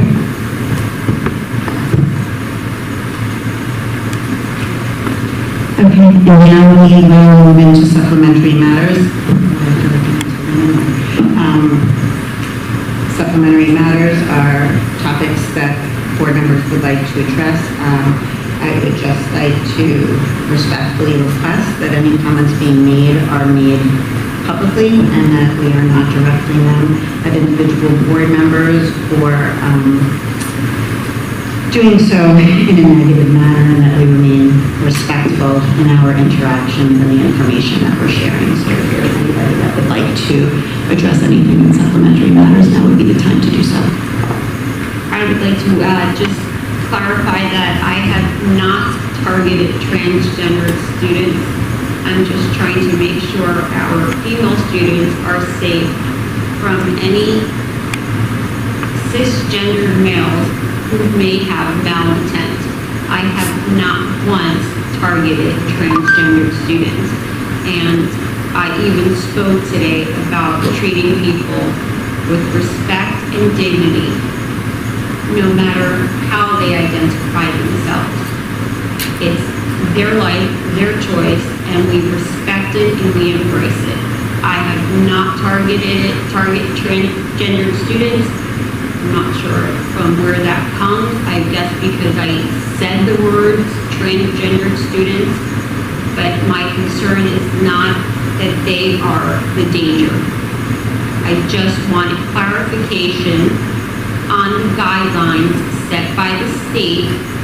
And again, all I asked last month was how much do we receive from the state, not that let's get rid of it. I just wanted to know how much, if it was worth being beholden to the state. So that's the clarification I want to make, so that people understand what I said last month and right now. Thank you. Are there any additional comments? Okay, then I would like to ask for a motion to adjourn the meeting. And a second? Ms. Cooper, and all in favor? Okay. Have a good evening, everyone.